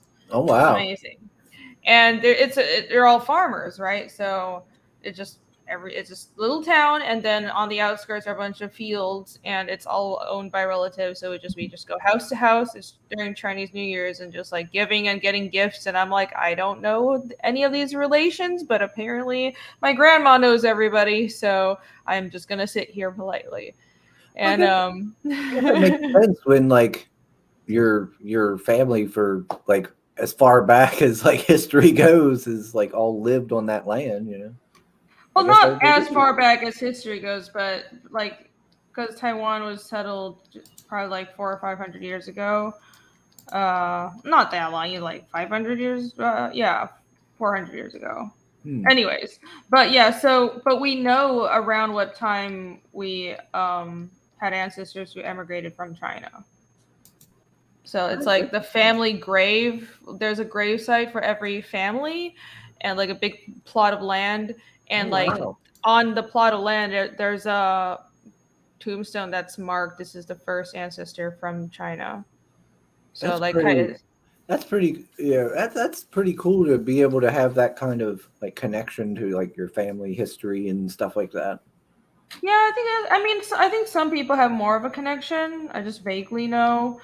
But like, yeah, probably people with more, I don't know, like more record keeping, and maybe I'm just a little more removed from it as well because I'm like the American one. But yeah, like there's The black sheep. I am. I'm like the weird American one, and they're like, oh, you're the weirdo. We'll if she acts weird, it's fine. We'll tolerate it. She's American. But yeah, like my grandma definitely knows all the relations, and it's pretty cool. Yeah, I mean that does sound pretty neat. I don't. Yeah, I mean I don't have that kind of connection to family or nothing. Like I got like for me it's like well I got my mom, my niece, my brother. I'm good. Yeah, like I think that's more common in America. Yeah, I think in the U.S., I don't know, big extended families just aren't really a thing. It's like your immediate relations, and people move around so much, and just kind of a different culture. Like my dad, he was all about family. That's how he was. You got family. You know, you got to be there for families. You know, you always got your family. You need to, you need to be there. You need to be there for family. You need to show support. You need to stay in touch. All that stuff. Yeah. Yeah. I was the opposite, I guess. Let's see. I'm trying to keep up. Let's see. Paris says I also saw Grizzly Man Sim. No thanks. And now I'm to blame for everything Canada. I know he's not going to skip my fart joke. That's going well. Good there. I set it out for you, Pale. Don't worry. Sim, you now represent good stuff. Canada. The only difference between Chris's house and the old Disney movie is the singing. Yeah, I can't sing a lick. Ain't got no tune. In the tropics, it's all animals. It's Disney with snakes and spiders. There you go. We got snakes here, but mostly non-poisonous, so I'm pretty happy about that. But my family had a 0 tolerance policy on snakes. Yeah, they never survived. Gosh, I remember when I was little. I remember my dad had me. I had to. I think my dad had me kill a possum with a shovel. I ended up killing it with a shovel. Oh boy! Yeah. And I felt so terrible. I remember feeling so bad because of course it's playing dead. It's just laying there, and I'm just like, and of course I didn't kill it with like the first blow. I was like, I'm like, I'm sorry. I'm sorry. Oh, that's so. It's like traumatizing. I'm sorry, little guy. You gotta do it, guy. Yeah. But I'd feel so bad. I mean, it was the only way to get rid of him, and he was, tearing up the trash and doing all kinds of stuff. And he didn't want him getting into the house or doing anything else. The other time I had to get rid of a bat, it got into the house. That was fun, trying to capture it and smacking it with a broom. Mm-hmm. Let's see. I'd have a hard time killing anything with, like, other than just shooting it. Yeah. I've had to get into melee with a few animals. Melee fighter. Wow. Chris has taken one level in fighter. Yeah. It's melee fighting animals. Hello. Hello. Let's see. Americans could learn a thing or two with Vin Diesel. What? What? Oh, about family? Fireboy. Only Americans, Johnny? What? We're not weird. How dare you, Johnny? How dare you? Killing Now they're snakes fighting and stuff over. like that. Oh, what? Well, I guess. Well, a lot of ours is like black snakes and garden. So we don't have to worry about like getting bitten, like completely die. Like if I were to come across like a rattler or something like that, but yeah, I'll just leave, get my gun and shoot it. I ain't going at that thing with a shovel. Places they have to deal with alligators, so. Alligators. That's true. I remember that freaking. Did you see that video of the guy dealing with the alligator with a freaking garbage bin? Oh yeah, I've seen that video. That was hilarious. We just tame the alligator. We just domesticate it. That's all. This has to be in Florida. Let's see. You ever heard of trapping a nuisance animal and relocating them? No, this is the country. I think it also happens in Louisiana or those around that place. Yeah, Louisiana as well. But I'm like, the first thing I think of was it has to be Florida. Mm-hmm. You'd think. Yeah. Florida. I can't imagine how surprised you. Imagine like you got out of your house and you have a big gator in front of you. Yeah. Yeah. Florida's a wild land. Yeah. People are the only nuisance animal that you have to kill. No, I don't know. What? Whoa, Pale Rider, whoa. Damn. Right? Disavow. Yeah, I don't know. I don't know how that going down to New Orleans where I put 1,000 subs is going to go now, Pale Rider. He's going to be up there in like a clock tower with a sniper rifle. Oh my god. There goes your monetization. Red stopped over 20 minutes ago. You can keep going. I'm just scared this will go back to just pets.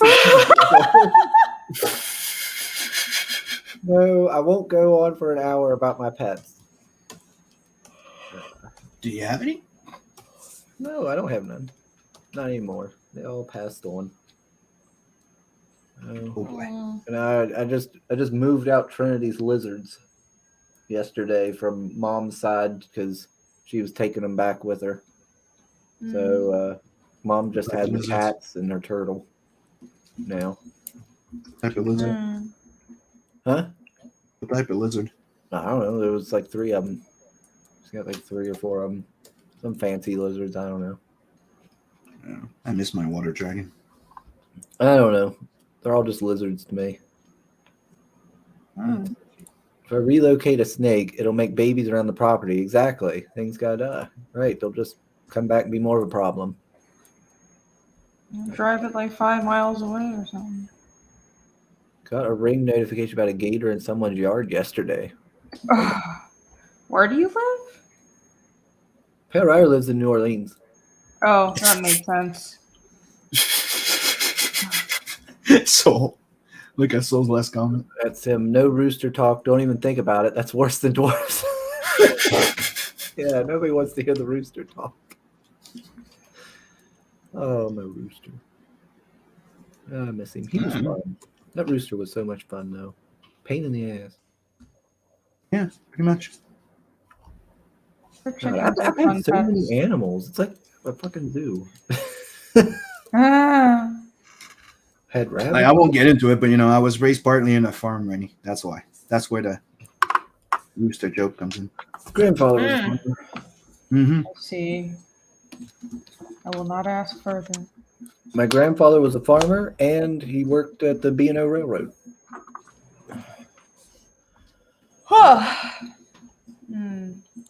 Snakes hold grudges with your scent, Irene. It would come back, Johnny said. See, I scared you, so I scared you.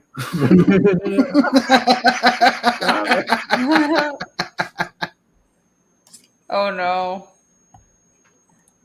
Pale Rider has a talent for twisting words and against you, especially you, Chris. Yeah, it's always I'm kind of impressed. It's always me. It is. He got a thing for you. He just loves. What'd you do to him?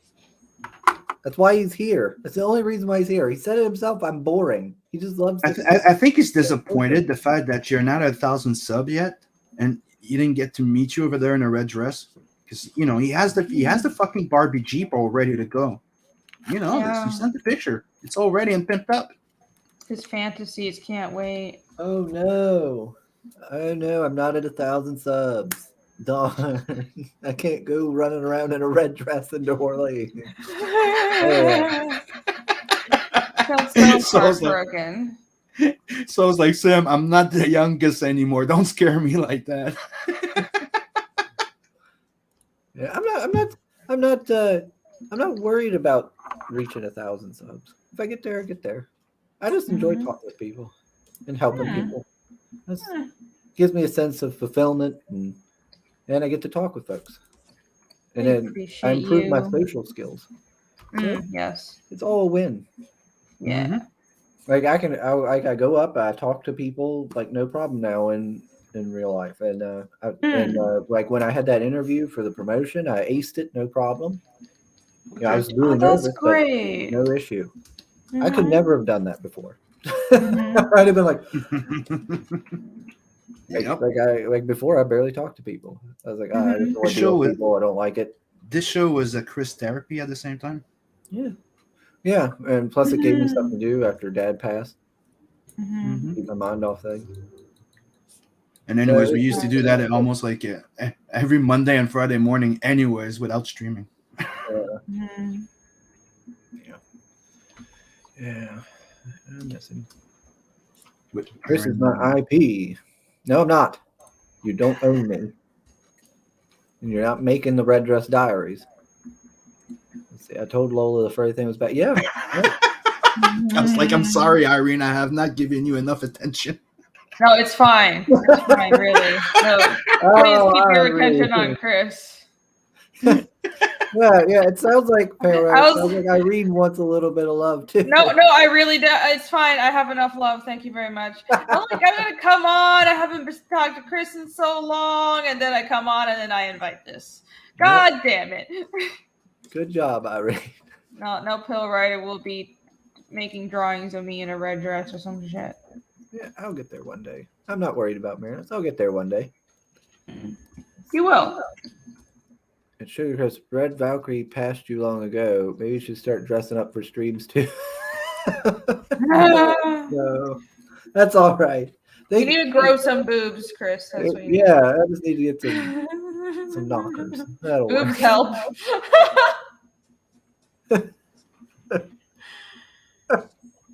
Unless you put them on a campaign and you get flagged for it. Chris, become a VTuber. Oh no! Become a VTuber. Just have like an anime icon. Yeah. Ooh woo.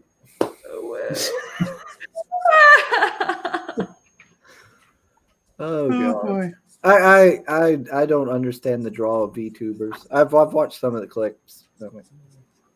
Oh no! I guess if you're not attracted to fake digital cartoon women, then you wouldn't understand it. Sorry, my fucking ring alarm. Wind chimes. It's my alarm. Or no, it's my ring. Uh-oh. Doorbell sensor. Oh, look what I've invited. Look what I've done. Oh, well. Oh, hey, Tank. Oh, what's up, Tank? How's everybody doing? Oh, doing all right.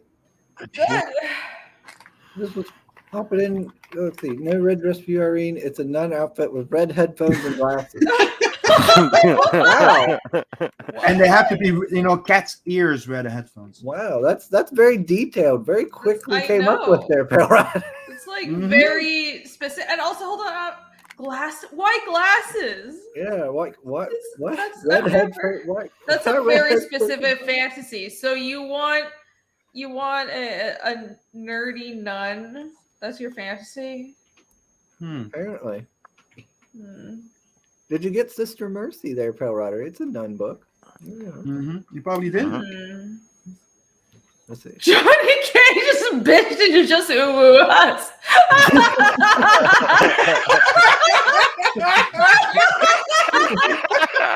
What if I did? He's like, what you gonna do about it? Yeah. What you gonna do about it, motherfucker? Do something. So good. I'll start making all kinds of weird weeb noises. I don't know. Let's see. Step 1, get some knockers. Step 2, 1,000 subs. Step 3, profit. Profit. What about we get you I those mean, fake but where's the knockers that you lie? can put under your shirt? Should do that. Well, it does work. It does work. When my brother, when we went to that Hagerstown con, that was one of the things he did. There was some cosplay girl there, and he's like, "Oh, hey, I know her. She did these World of Warcraft cosplays that I really like." You know, and yeah. I know why he remembered her too. Of her looks, and she did lewds and all that shit. Mm-hmm. And then, of course, next thing you know, he's sitting there talking with her, and and she's like, "Oh, you should tune into my Twitch, and it'd be nice to talk to you." And blah, blah, blah. Like, Who doesn't appreciate a good top-heavy lewd? yeah, and of course, he got his friends and all that. She's like, "Oh, apparently she told him like, oh man, it's so refreshing to get to talk to somebody who's normal for once while I'm here, because some of these guys like, gosh, and all that. It's like, dang God, you just shit on your customer. You just shit on like the people. I mean, at least they'll say it to another customer. Right, like damn. Jeez. Madam, you are fostering that environment, I dare say. Yeah, like all these creepy like weirdos. It's like you're kind of wonder why. Like that's your demographic. Yeah. I was like, okay, whatever. I don't know. I wasn't for me. Pale Rider's like, who doesn't want a nerdy nun? Is the question. And then you have 80s Mexicans. Nerdy nun. I wouldn't know. I must confess, I'm not that familiar with people's fetishes. Don't ask me. Yeah, y'all are weird. Agreed. Oh Lord. Okay. Paris says he was trying to decide his next painting. Thanks, Irene. This is what I get for coming on Chris's stream and just being a good friend, just trying to talk again. Just trying to decide, let me catch up with these wonderful people who are reviewing my book, and then yeah, well, it's fine as long as you're happy. I aim to make my customers happy. Yeah, well, to be fair, it wasn't me. I have nothing to do with this. As in Pale Rider. Yeah, as long as Pale Rider's happy. Yeah. I didn't have nothing to do with that. I never have anything to do with what he does. It's just forced upon me. Sometimes he even volunteers you for stuff. Yes. Yeah, that has happened. Yes. Many times. Well, you were on our Pathfinder stream because he volunteered you, remember? That's true, yes. That's like that's one of the few positive things he's done. Right. Well, a few times he has gotten you deep. See, it's not just negative. Is there any are we gonna be doing that again sometime? I think after Heroes Con, so like July. Yeah, I got so much work to you're before Heroes. I'm very busy right now. But Nick already has like another small module ready, so we're planning on July. Sweet. Yeah, and Yeah, you're welcome 'cause back. I can make it. I know I can make it to those, like Mhm. those things and stuff. Awesome. Yeah. You're more than welcome. I think I should be able, because like with the times when you guys do it and everything, I should be able to make it work. Awesome. Yeah. But where is Heroes Con again? North Carolina. North Carolina. Okay, I might try to make it to it. Oh, that would be awesome. Yeah, come, let's hang out. Yeah, because I'm always trying to go to new cons. Like we went to Mhm. that Hagerstown one, not there like a little bit, like maybe a week ago or so, and we Yeah, went to I saw. Steel City like we always do. I'm thinking of going to Sci-Fi Valley Con. So I was like, oh, Heroes Con. You said it was like very artist oriented, right? Yeah, it's a really good artist show. There's Yeah. at least from what I remember in years past, they had like an art stage in the center of the show floor, like people doing live art, and Artist Alley is huge, and there's an art auction on Saturday night in one of the hotels on the side, like an official art auction for charity. Okay. Really, Yeah. it's See, really nice. It's really cool. I love it. that sounds up my alley. Like I like Steel Yeah. City Con, but like every year it's basically the same people, Mhm. and it's very celebrity oriented. Oh yeah, those are my least favorite types of conventions. 'Cause, of course, I like the ones that have big artists alley and they treat the artists well, and I get a lot of Yeah. customers. Like there's a anime kind of con that I want to go to. Like it's either Setsucon or SubasaCon, and I'd like to go to it because it has like a bunch of panels, like insane amounts of panels, and they got tournaments, they got tabletop, like people where they're playing D&D and Magic the Gathering tournaments, and uh, I think a Star Wars tabletop, and just all kinds of stuff. There's a maid cafe, uh, Oh. charity auctions, like all kinds of stuff. And I was like, that's the kind of thing I'm looking for, right? Like you go down there and you can spend the couple of days just doing all kinds of things instead of just going to see some vendors, see some indie guys, and a couple other things. Mhm. But and plus my niece would really, I think, enjoy that one way more. Mhm. That's stuff that she enjoys as well. Oh, see, I seen you got a run tank. Yes, sir. I gotta go. I've got. The move begins today. The escape from LA is officially underway. You got your iPad. Congrats! Thank you. Do you have your Yeah. iPad? Are you gonna go surfing? I'm gonna have my eye patch, and I'm gonna get all swole and fit. Yeah. Yeah. Anyway, folks, I'll be sending updates from the road and whatnot because I'm gonna be driving the historic Route 66. Ooh. So it's going to be a lot of fun, dude. I definitely want to come back and talk more about convention circuits and whatnot because I'll be in the Illinois area, and Oh, nice. the majority of conventions are a lot more accessible at that point. Yeah, awesome. C2E2 and everything. Everything on the East Coast, basically. Yeah, I'll be at 2 conventions in Savannah, Grand Rapids, Michigan, and I think that's all I have booked for right now. But I'm definitely looking at more because Have RV will travel. Oh yeah, that sounds great. Great to see everybody here. Have yourselves a wonderful one. Don't forget to go back all these fine books. Go spread the word. Spread the word. And until next time, Charlie. Don't Mike. forget to promote your stuff, Tank. Oh yeah, dude, I got some really crazy stuff coming out here real shortly. The sign up page for 21 Demons is going live today. I've got the new teaser for that. Oh, nice. Oh yeah, it's a little bit fun. It's kind of thrown together in haste, but it should do for now. The client's happy. That's all that really matters. I guess. Bye, Tank. Hi, bye. Yeah. There we go. Bye. You're just like going. What an exit.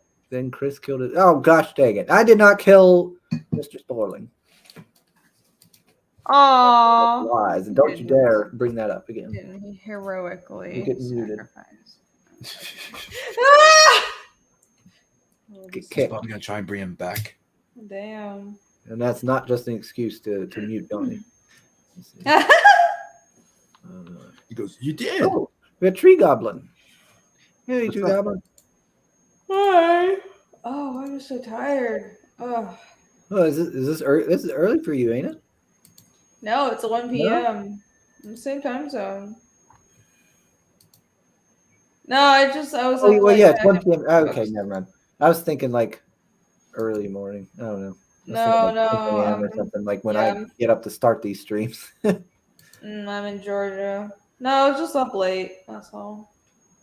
Okay. Well, you're always up late, though. Yeah. Yeah, I was up extra late. Well, actually, not really. I don't know. Anyone remember that Chris started a stream? Okay, this will be a short one. The magic of reading. I mean, I don't mean to extend your stream. If you gotta go, it's cool. No. Well, I mean, it's not often we get you in here, so we gotta let it drag out a little. That's fine. I'm just drawing. All's good. Like the other thing I have to do is go to that computer guy and see what he says about my issue from yesterday. I just got this thing back. It's already having issues.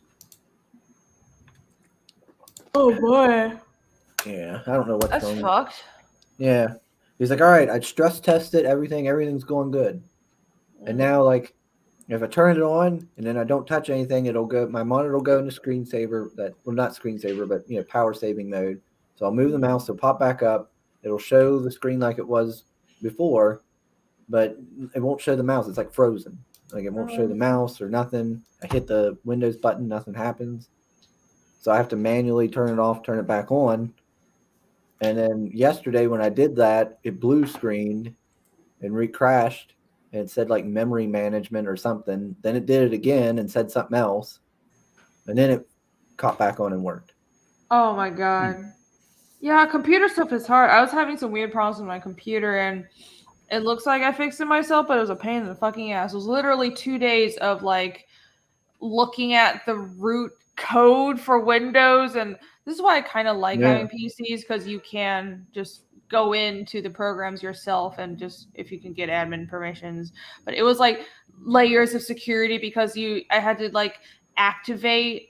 I watched so many YouTube videos. I had to activate a special administrator's account that was even higher level than the default administrator's account, and then I'd go into like the network files and delete like some corrupted network connection files and stuff in like the guts of the program. I was like, oh my God, I could fuck this up.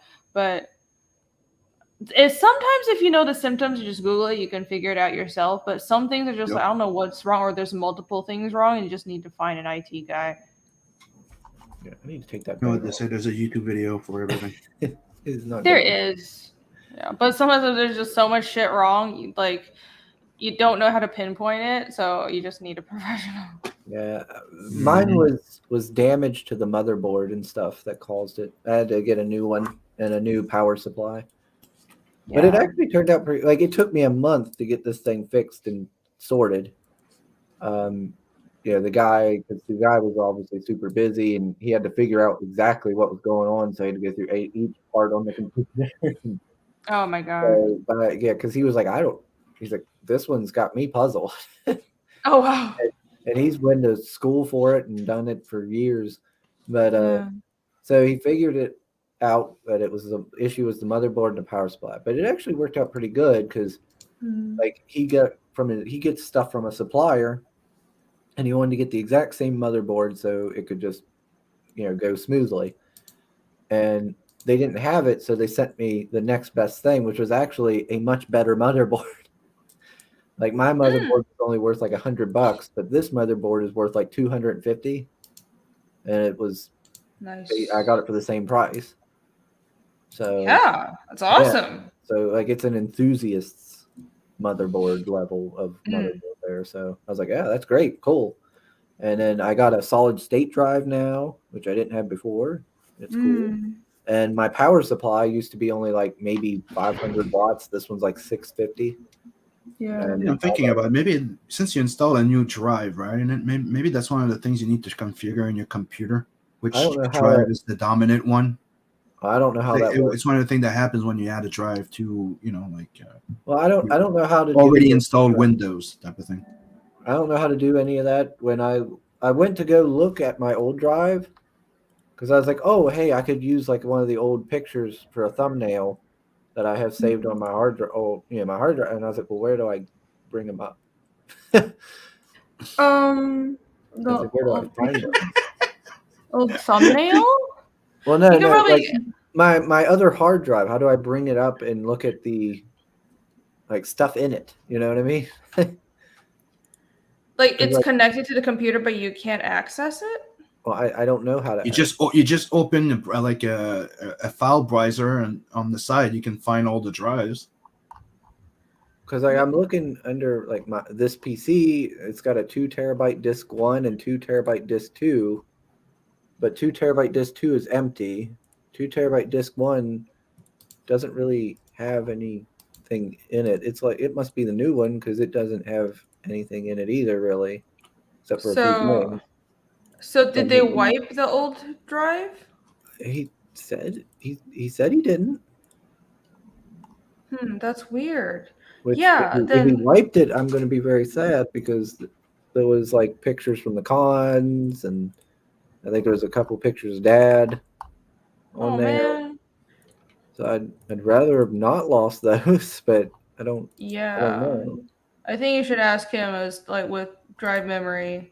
Don't fuck with that. And maybe that's where the memory management thing's an issue. I don't know. So I gotta talk to him because I don't know how any of that works. Yeah. Yeah, I'd ask him. Wouldn't fuck with that.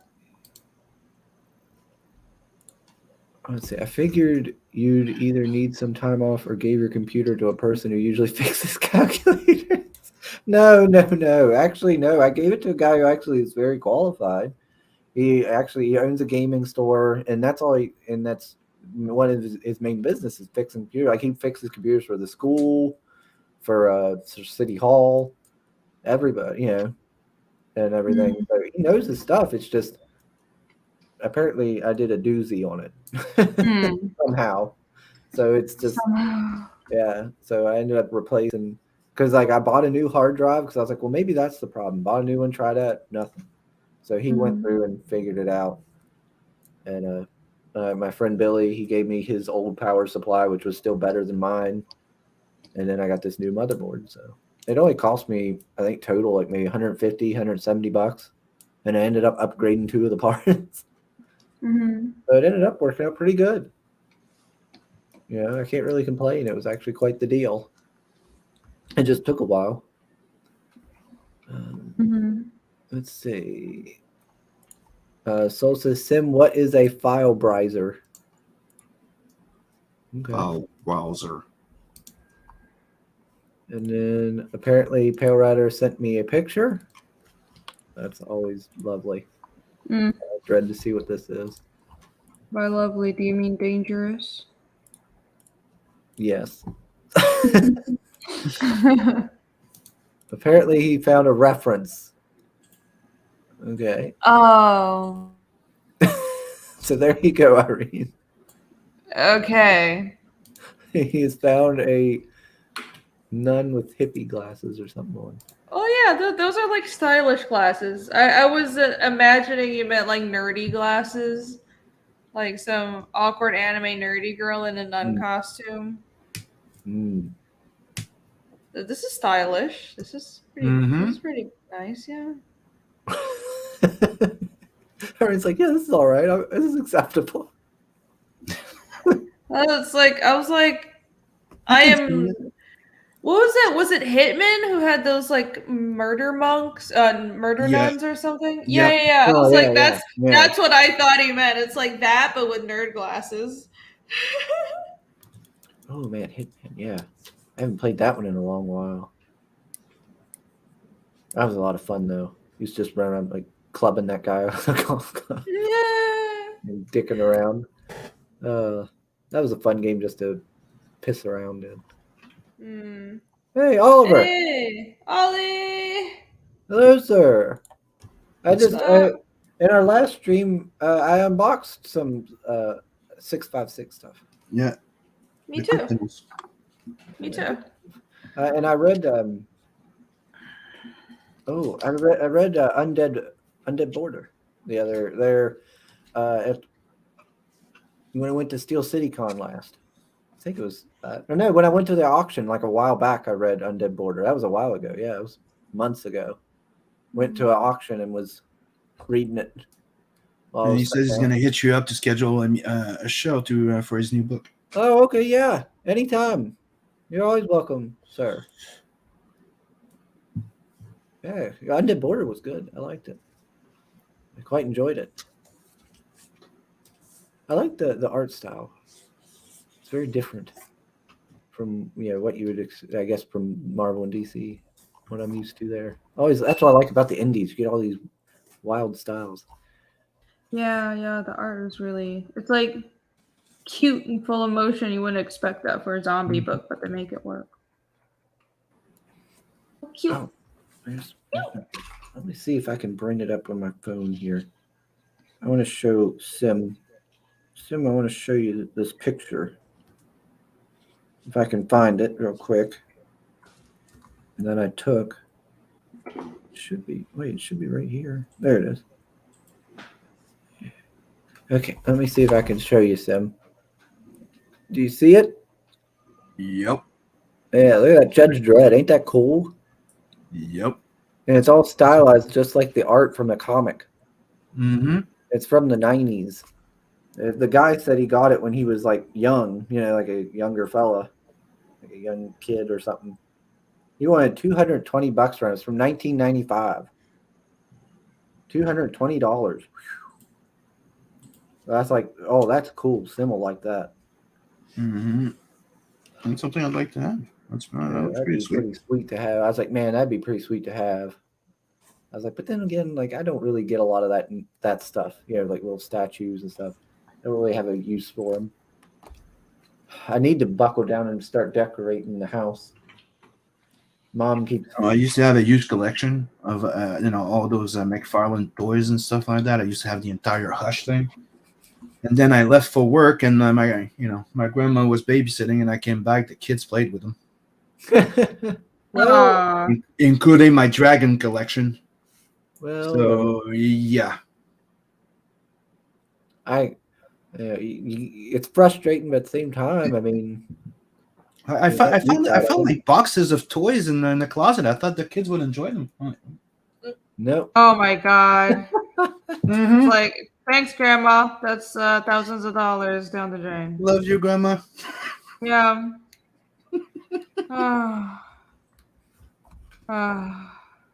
Yeah. Don't you love family? That was kind of like a bit of my end of collecting that much of those things. That's so sad, though. Yeah. From a collector perspective, that's kind of sad. Yeah, I can see the frustration. Oh yeah, I mean, it's like you're mad. You can't even be mad about it because it's your grandma. You're just sad. Yeah. And it's your kids, and they had fun. But the thing is, I had the full dragon collection. That's the only thing that really breaks my heart. Like the other thing, I can live with it, Yeah.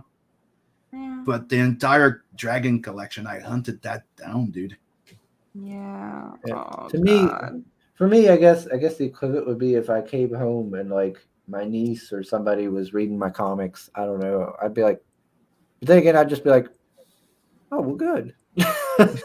Dude, it's not as bad as what happened. Collectibles that you want them to be unboxed. It's worth so much more. It's not as bad as something that happened earlier with my little brother.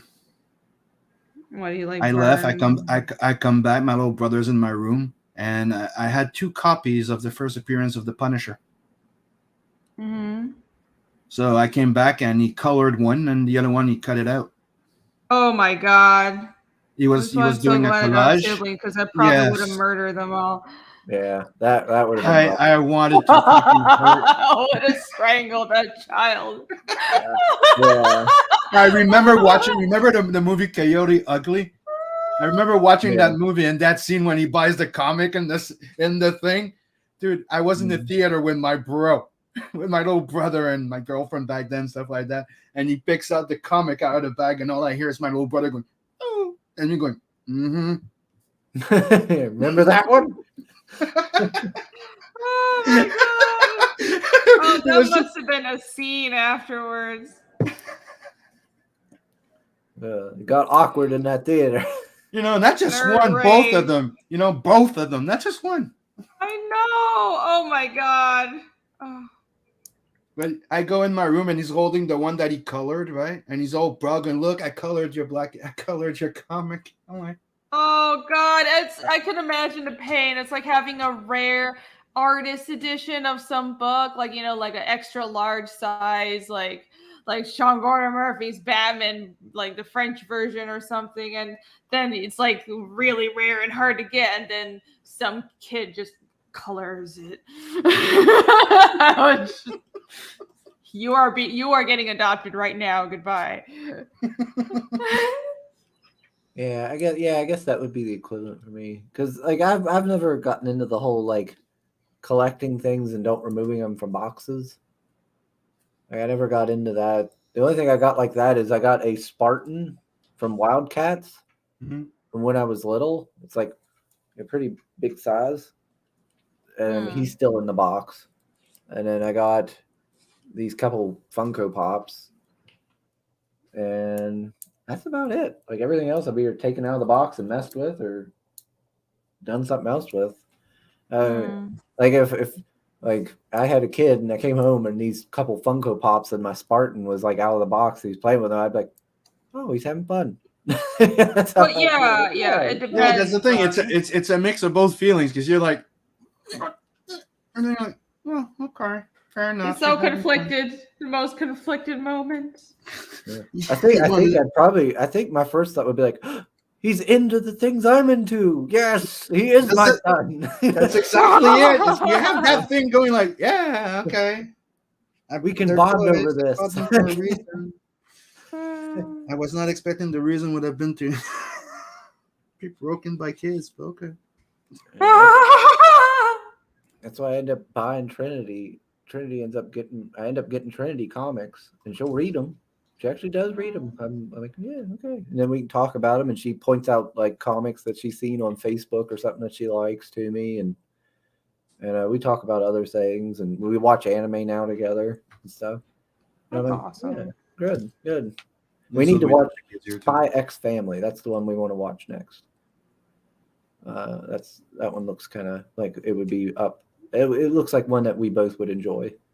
That's what I do here with my 261 billion kids. Yeah.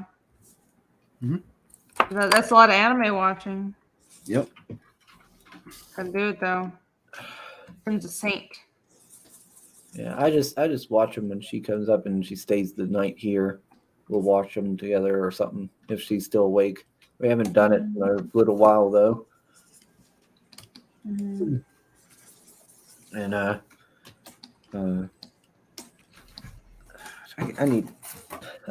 really want to read these dick books now. You want to read the dick books? Yeah, they do look pretty fucking funny. Dicks. Oh, the Dick's books. Oh, those. I was like, what are you talking about?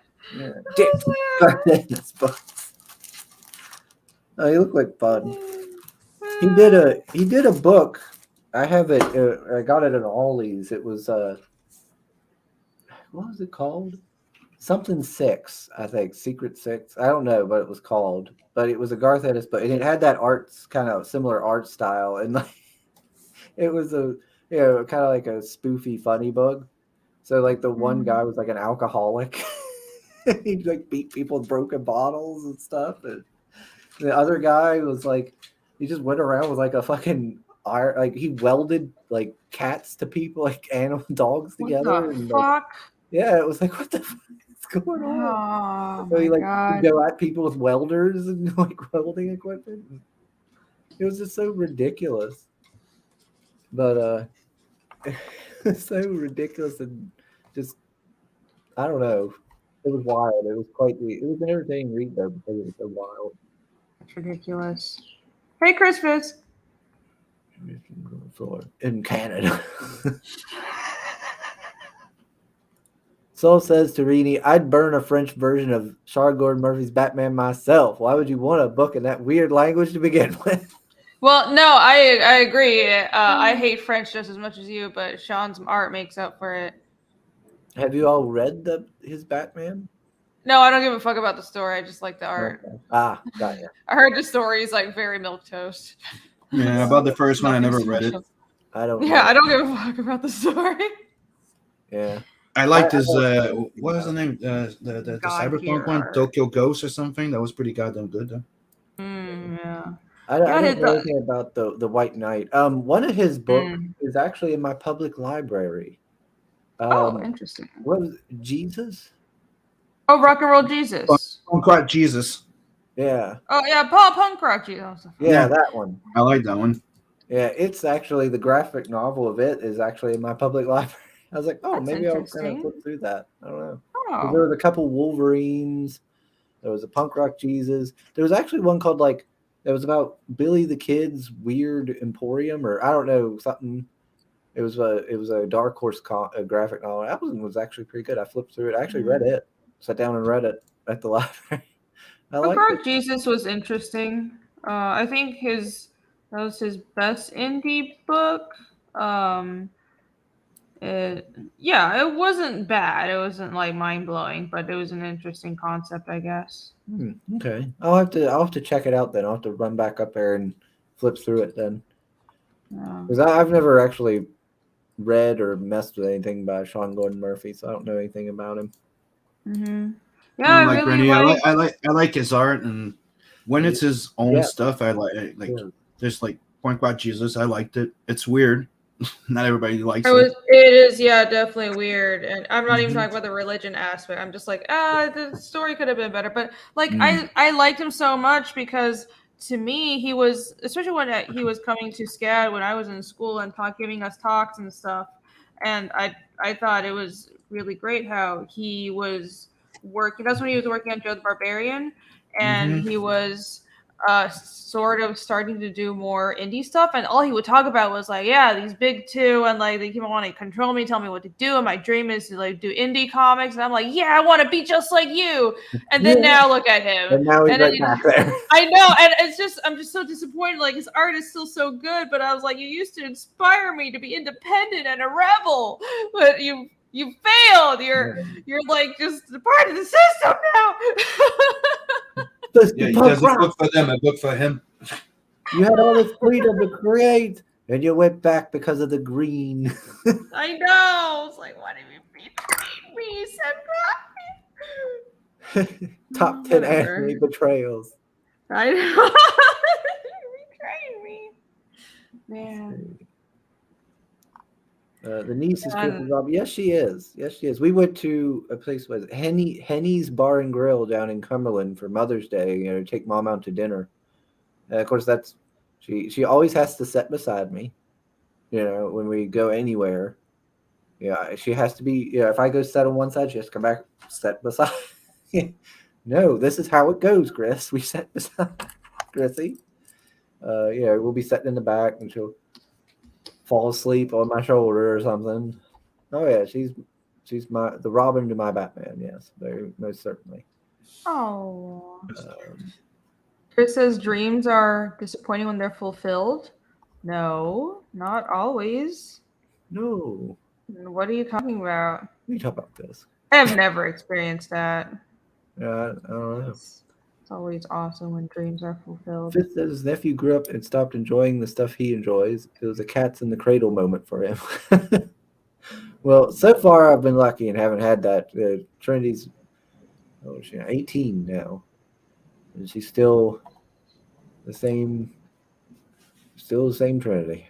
Pretty much. Oh, we got Skip. So Skip. Hey, Skip. He says, White Knight was a cool story. Batman attempts to kill Joker by force-feeding him prescription drugs till he overdoses, but the pills cured his insanity. Whoa. That's man. Batman's changed a lot since I read it. Yep. Okay. Whole thing about he doesn't kill, but then trying they to kill keep people changing now. that. Like, let's just reinterpret and make things edgy. And it's like, okay, there are some lines you don't need to cross. I know everything's about pushing boundaries and crossing lines. I'm like, okay, there's some things you cross the line to a level where the story doesn't make sense anymore and the character is broken, and this is why I don't give a shit about superhero comics. I mean, it was not too long ago. I don't know who I was talking to. It was either on stream or it was to somebody in person. It might have been to somebody in person at a con. But I was talking about how like all of the characters with mainstream, they don't mean anything anymore. Batman can be anything they want him to be. So why read him? Like, I know they watered down the concept. Right. It's like, I understand that different writers, the nature of superhero comics in the US is different writers come on, they have their own interpretation of it, but you have to respect the core of the character. But they wanted to like challenge history or whatever to the point where you've broken the core of the character. And it's not like here's a set of guidelines, like hard rules for a character, like Superman, Batman don't kill and stuff like that. But you can work around that and be flexible around that core. They've broken the core of the character, so it just doesn't matter. It's like you don't have a character. You have a costume. You have the surface level appearance and nothing underneath. Yeah. I mean, like, none of it really matters. And then on top of it, the constant retcons and everything. Like, why? Yeah, this is just like nothing matters. Like, you don't actually care about this. Why should readers care? Right. No, there's no reason to invest. Nope. I don't know. It's where's Jim Shooter when you need him? Where is Jim Shooter when you need him? Did you see that? Savior. You guys saw that Frank Miller supposedly starting his own comic book imprint? Yeah. Where's the Black Hat? Oh no, Frank Miller presents with Dan Didio. Didio. I'm sorry, his name is funny. Yeah, I saw that. Yeah. And he was a good editor, so I'm curious to see what's going to happen because they announced that he's going to be doing a prequel to Sin City, like a Western Sin City. Ooh, and a sequel to Ronin, and I really like Ronin. Mm-hmm.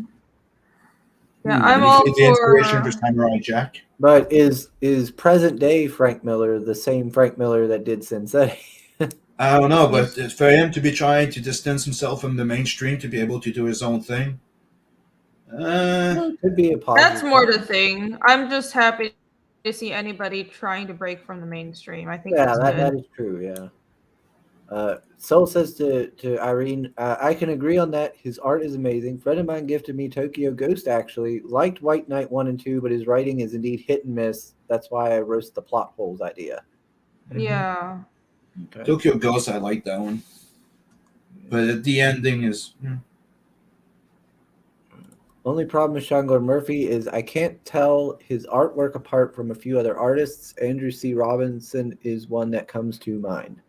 Really? I can always tell his artwork apart. But then again, I'm quite a fan. There's a lot of people reproducing his art too. That's the thing. A lot of people copying his art. But yeah, I really like his art. I like studied it and shit. So yeah, I'm gonna have to check it out then because have I seen his art? I'm sure I've seen his art somewhere, but I'm gonna have to go look at that Punk Rock Jesus at the library, see what it's all about, see what his art looks like at least.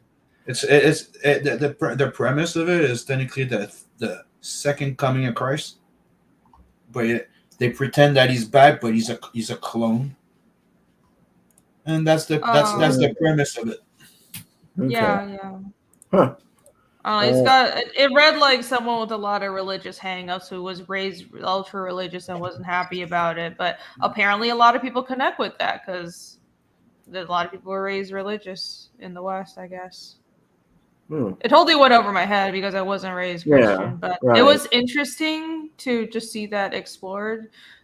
Like he was pushing boundaries and questioning like people's faith, and in this clone, a lot of people were like, "Ooh, this is the second coming of Jesus," but it's just a kid, and the kid ended up rebelling against sort of the destiny he was born for, which was to be like a second coming of Jesus. Yep. So it was interesting. Yeah, it's an interesting story. Let's see. And it's technically the one that put him on the map. Oliver says, feel your pain Rini, his DA journals were filled with criticism of the big two, and now look at him, just another cog in the machine. I know. I followed him back in those days. So when he was posting on DA, ranting all the time, like rage against the system, all this shit. Like I was in college and I was like, he's my senpai. He went to SCAD, and that was part of it. But I was like, this is the career path I want to follow. And then he just totally changed. But then you have other people. Like I was really surprised. When I was in college, it was a few artists that would come and do talks, and like it was Sean, but also Eric Canetti was one of them. And now Eric's going independent. He's on Indiegogo, and I'm like, that's so cool. Oh, Canetti's been independent for years. He was on Kickstarter a long time ago. I backed his book. He's stuck by his guns, and he's continued doing independent stuff. And he's really like, he says what he thinks. He's like, yeah, big two don't pay artists shit. It's better to be independent and own your own shit. And I'm like, well, that's good. I admire that. Somebody who stuck to their principles. Mm-hmm. Let's see. Wait, is your nickname Chrissy? Yes, she calls me Chrissy, and there's no H. It's just Crissy. Yeah, it used to be when she was tiny, Sissy. Sissy. Sissy. And she'd go like this, uppy, uppy, for me to pick her up. And then it became Chrissy, and it's never went beyond that. It's still Chrissy. Oh my gosh. The family nicknames are so funny and cute. Yeah, I have. Yeah, you just never get past calling some family members like baby dog names. Yeah. Skip says, I'd rather take pills than have my bones broken. I guess in reference to Batman. Soul says, people who think that Batman should kill missed out on the whole Nightfall arc in the 90s. They settled that, and those Snyder douche should bring it back. Bite me, Sim. Get him, Soul. It's not my fault you have no taste, buddy. And you cannot appreciate character growth, and people have to do mistakes, to make vows, of never doing something. So be glad you're not on Facebook. Sim still posts Snyder Cut. When I see them fast, I retweet them. Yeah. I feel Chris's pain. Yep. Radiating. 80s Maid says they're just farming the IP, don't care for the lore, the history, or the fans. That's right. Mm-hmm. Yep. Mm-hmm. They're just putting shit out there so they can keep the IP forever, but as long as they can. It's all just for money.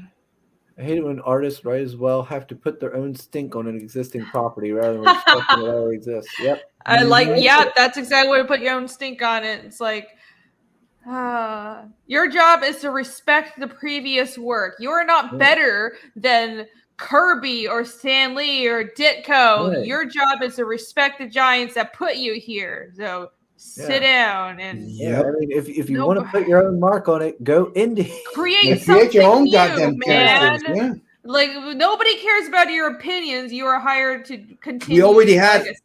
We already had a Black Superman, except nobody gave a fuck about him. His name was Icon. Yep. Ooh, sorry. Icon, yeah. But create new characters. I had him with you. Yeah, Icon was freaking awesome. And nobody gave a fuck about it when it came out. And they killed the entire milestone, which was technically Black superheroes. What was it? Was it? They just kept hardware. But the only one they kept alive technically was Static Shock. Yeah, Static Shock. Because of the cartoon. Yeah. I had hardware and I had Icon. Was Tribe? Was that part of Milestone? No, Tribe was Image Comics by Image, by Strowman, and I remember like that one. God, I had so many freaking copies of that book. Yeah, that was pretty good. I know Strowman because I'm a huge fan of Alien Legion. Fitz says, "Hey Sam, is Indiegogo still pulling that BS with you?" Technically, I'm waiting for an answer. Like I said, I removed the video because it's only on the freaking video and it's there for a fraction of a second. You've all seen the video, right? It passes goddamn quick.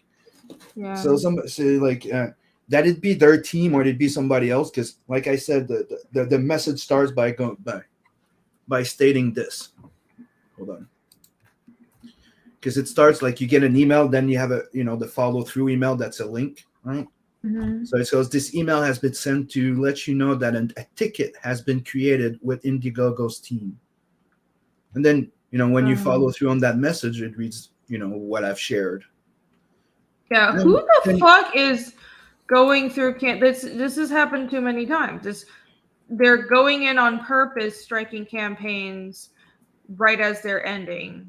But some people are bringing up the fact that there's the new Terms and Something team now that they release on Indiegogo that's supposedly be doing this. So I'm like, no matter what it is, it's still someone flagging a goddamn campaign, and it's goddamn stupid for a stupid goddamn reason. Well, someone was bringing up that there are apparently campaigns with like sex toys and shit. Yeah, there's a blowjob thing. And they're flagging, but that's fine. But they're flagging drawings of nudity. Yeah. This is just art. No, that's because they have their attention towards it. That's what's funny. That's what it means. And the thing is, like point it out when I launch my campaign, not when it's time to pay me. Yeah, I agree. But like I said, it started by saying that a ticket was open with the Indiegogo team. So and I don't think it's the Indiegogo team. It's someone else. I've worked in security and investigation, and I know that you never tell. You're always going to use vague languages. You're never going to say you got flagged. Mm-hmm. We've noticed somebody brought our attention, which to me, a ticket has been open with the thing. That's what it says. But it could very well be like people are saying, could have been their own little team. But that doesn't make it any fucking better. Right. Either way, think about it. It's kind of like it doesn't really matter. No, it doesn't matter. It's either someone internally. Why do you think I didn't? Why do you think I didn't say a hater? I didn't say an SJW. I didn't say an anti-CG. I said someone. And they had to find a really fraction of a fucking second in my video. So no matter who it is, it's still shitty. I'm sorry. I mean, of course, that's the issue. Doesn't matter who it is. It could, even if it's just a sensitive ass person who works at Indiegogo who's like, ooh, I don't know anything about comics or CG, but I'm just gonna, target anything that offends me. That's still bad. Yeah. Like they should have it shouldn't be that easy for someone to use their system. And it just happens on the same day the campaign closes. I wonder if there's a way for creators to come together, like comics creators who use Indiegogo to write to Indiegogo and let them know this is happening. Like they should be aware that people are basically trying to ruin people's campaigns, and because if this keeps on happening, comic creators will leave Indiegogo. Mm-hmm. And it's someone targeting people's campaigns, and that's I would imagine IGG doesn't want that. Yeah. Mm-hmm. Like I have to admit, it does make me go maybe I'll try something else. Yeah, I don't know what else there is. I mentioned many times before, there's on Shopify you can create your own type of pre-sale or crowdfunding. That's what Aerith's doing now. Like I've mentioned it before, but there's also a new crowdfunding platform that's only for comic books called Zoop, I think. Yeah, Zoop. Oh yeah. No, but I think Zoop is you have to be invited, and it's a bunch of industry people. Well, technically, you have to submit your project, and they have to accept it, and they build your campaign. So technically, they're making sure that the campaign has no issue. Oh no, yeah, but I'm not. I want control over my own campaign. Yeah, pretty much. I don't want nobody. I don't need to please anybody else. This is my project. Yeah, don't like those kind of. Sounds like it's restricting some freedom there. No. Yeah, I have to be vetted by somebody. Well, who the fuck are you to tell me if I'm allowed to make my book? So annoying. So creative freedom. Yeah, everybody. It's not just that. Somebody mentioned it. It's at this point, it's not even pornographic. It's just a butt shot, right? So that means that technically, you can't even show the Venus de Milo. You couldn't even show the David. You couldn't what the fuck? But you could put a blowjob machine. Johnny says leaving Indiegogo should be the goal in his humble opinion. Yeah, but it's also where to go. I don't expect Indiegogo to last forever. No. Yeah. Fist says, I What do won't you censor my do? books to acquiesce to this puritanical BS. If Indiegogo demands me to, I'll go somewhere else. Yeah. Yeah, well, it's like Kickstarter is full of fuckery as well. So, but you have to wait until someone rich enough, like Jordan Peterson, or like to build their own platform. Where do we go? Yeah, I mean, you can always, I guess you can all tag in Elon Musk and ask him to buy. Yeah. Bill saying, Sim, you've been talking too much about Kickstarter recently. Indiegogo had enough of it. Yep, they're on to you. Oh, we got Maromi. I hope I said that Hi, right. Maromi. Hello. What's up? Let's see. Yeah, Johnny Cage. There's a blowjob machine. If you go, like, it's stupid. Go on Indiegogo. Doing a research replicator. It's gonna pop out the comic, but it's also gonna pop out a blowjob machine. Wow. I think. We need to get some comics people to come together and like write them. Mm-hmm. Like, how do we let Indiegogo know this is happening? Oh, I mean, I pointed it out. I'm like, I removed the video, but keep in mind that this is like a fraction of a second in the video. Nothing on the campaign is explicit. Yeah, I think. Well, it's like individual people can say that, but when multiple creators say, hey, we talk to each other and this is a trend, because you can have individual people on Indiegogos and handling the cases, so they're not putting it two and two together and realizing this is across like sort of people are striking multiple comic campaigns trying to ruin our business. So we need to tell them that's what's happening. What's up, Coleman? Soul was saying to you, Sam, poor excuse for having the hots for Jason Momoa as a fan. as a man. He says Icon was great. Wouldn't mind a movie or new comics. Yeah. Agreed. Even the story was original. Like a Storm solo movie. All about more diversity and they completely overlook one of the most badass black women in comics. Yeah, I like Storm. Everybody likes Storm. Yeah. Let's see. Coleman. Yo. Coleman. So he says he's got to go read the comments on that blowjob machine. Oh my God. Fist says, damn, Rob Arnold's trying to crowdfund a BJ machine? That's Sly Dog.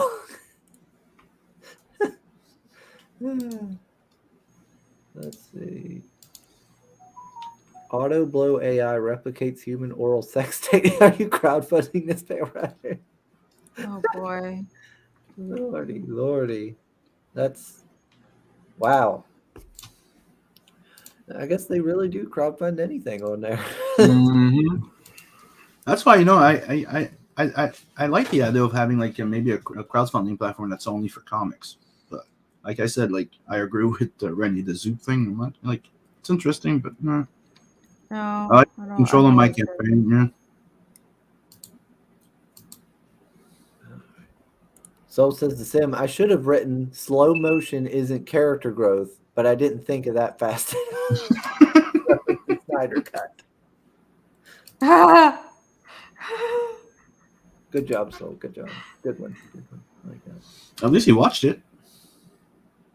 No thanks. At least he's not like Chris complaining like a bitch and never watched it. Yeah. I don't need to watch it to know it sucks, Sim. Yes, you do. The trailer was a good indicator. I did my research. I watched the trailer, watched some reviews, and went, no, not for me. Like I do most of the Marvel movies. I'll watch maybe a couple videos talking about the plot synopsis or something like that. And I'm like, no. Yeah. If it's not like really right on like a reproduction of the comic. Yes, Coleman, they do. Let's see. What? Coleman. Where's the comment at? Did I miss it? He's like, Indiegogo says Dicker. Dang it, Coleman. So translated in English means Indiegogo suck dicks. Over there speaking moon speak. It's called French. Yeah. Moonspeak. I like Moonspeak. It's much more accurate. Them dudes in the comments legit telling the creators how good the device is and the problems they had with it, bro. Oh my god, bruh.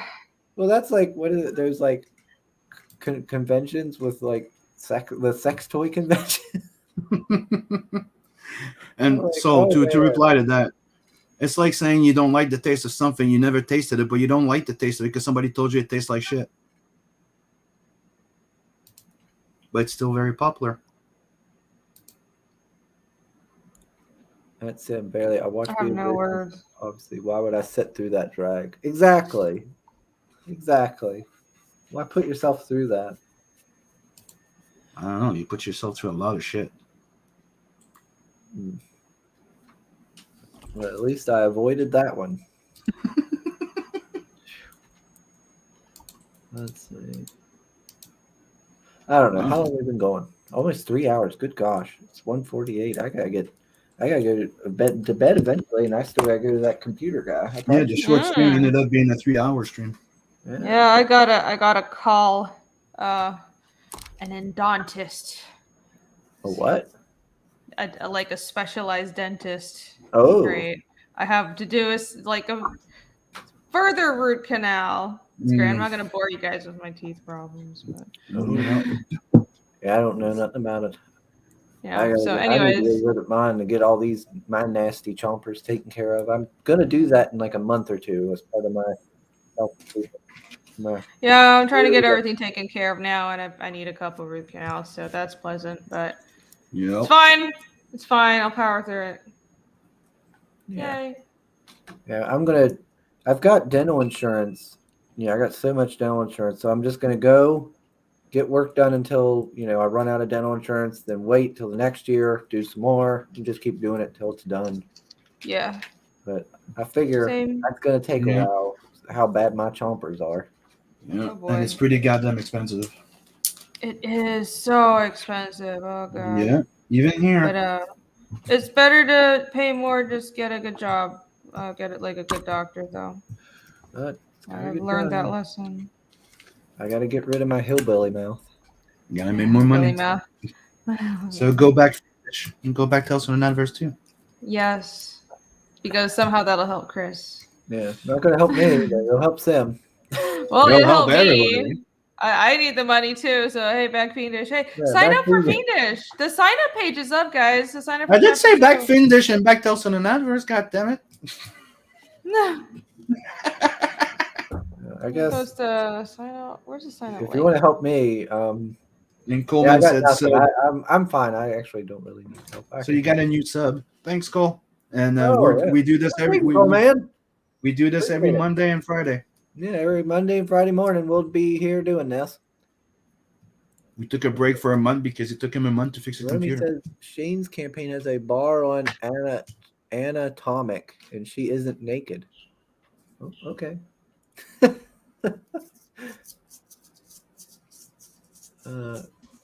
Johnny says, can't people just go outside, pay a hooker if you can't get none? For God's sake. Well, I mean, at least with the machine, it's safer, I guess. Oh yeah. There's some risks with paid love. Chris said he's immune to Novocaine, and every dentist performing root canals doesn't believe me. Well, wow. Yeah, I had this weird experience where the dentist kept on saying, yeah, I'm going to get you really numb, totally numb. And I was like, I was definitely not numb. I wasn't that bothered. Apparently, like, I did pretty good pain tolerance, but also I definitely felt that. He was like, yeah, I gave you like 5 shots of anesthetic. It was like, well, okay, anyways. Bleeding all the way home. Oof. Soul says you'll power through it, Irene. Thanks for showing up. Oh yeah. No, of course. It's not that bad. It's more the money, Yeah. It's just this shit's so expensive. But I also gotta get my wisdom teeth removed. I've been putting that off. Yeah, I can relate to the money thing. Yeah, I think it's a very common artist thing. It's just like health problems that aren't like, oh, I'm dying.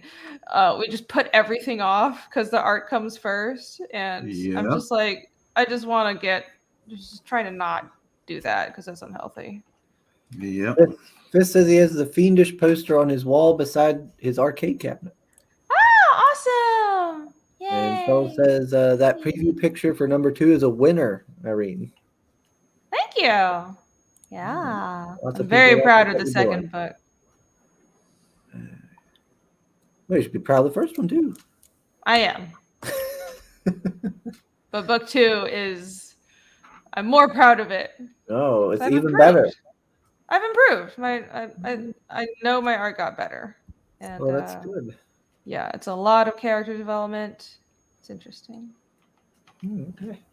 Yeah, so everybody, please do sign up for the new one for Irene. And well, I guess we should go through final words. Yeah, do it that way. So, Sim. Well, don't forget to like and share this channel. 500 it gets you a chance to winning a sketch cover of Heavy Metal magazine. And don't forget to go back Fiendish and tell us on an adverse too. And we'll be back on Friday morning. That's right. Anything you want to say for closing, Irene? Yeah, Back Fiendish 1. I'll eventually close it, but I don't. I need to get around to it. I've really just been lazy. You can still back it for now though, and you can sign up for chapter 2. I just posted a link a little while ago, or you could just go to my Twitter. It's a pinned comment. Yeah, sign up for chapter 2. There's a trading card that you only get if you sign up for the campaign, and that the live campaign should be up this summer or sometime this summer when we're thoroughly ready for it. And thank you, everybody. Please back Tales of the Natverse as well, so we can go get our monster chompers taken care of and not, rot away in our artist dungeons. Thank you. And thanks for having me on, Chris. Oh, you're always welcome to join us, Irene. Yeah. Thank me for that. I'm usually working when you stream, though. That's it. Yeah, that's why me too. Yeah, like at my day job, but I'm actually, Yeah. I'm just like, oh, I guess I can just join on my day job computer. It's fine. I'm still drawing. Or nothing. No, it's fine. I'm still drawing. Okay. Oh, yeah, V for victory. Yeah. You too, Merlin. My day job is drawing, so yeah, we're good. Alrighty. Yeah. Alrighty. Yeah, Mr. Marinus is working as well. That's why he didn't join us to show off his floppy. Alrighty. And yeah, so thanks everybody for joining us. And I should have a guest lined up by Friday. I'm in touch with some of the people that I had to cancel on when the computer broke and everything, and I'm going to reach out to new folks and all that. So I will have somebody lined up for Friday, and we'll talk to you then. Bye, everybody. Later. Bye, everyone.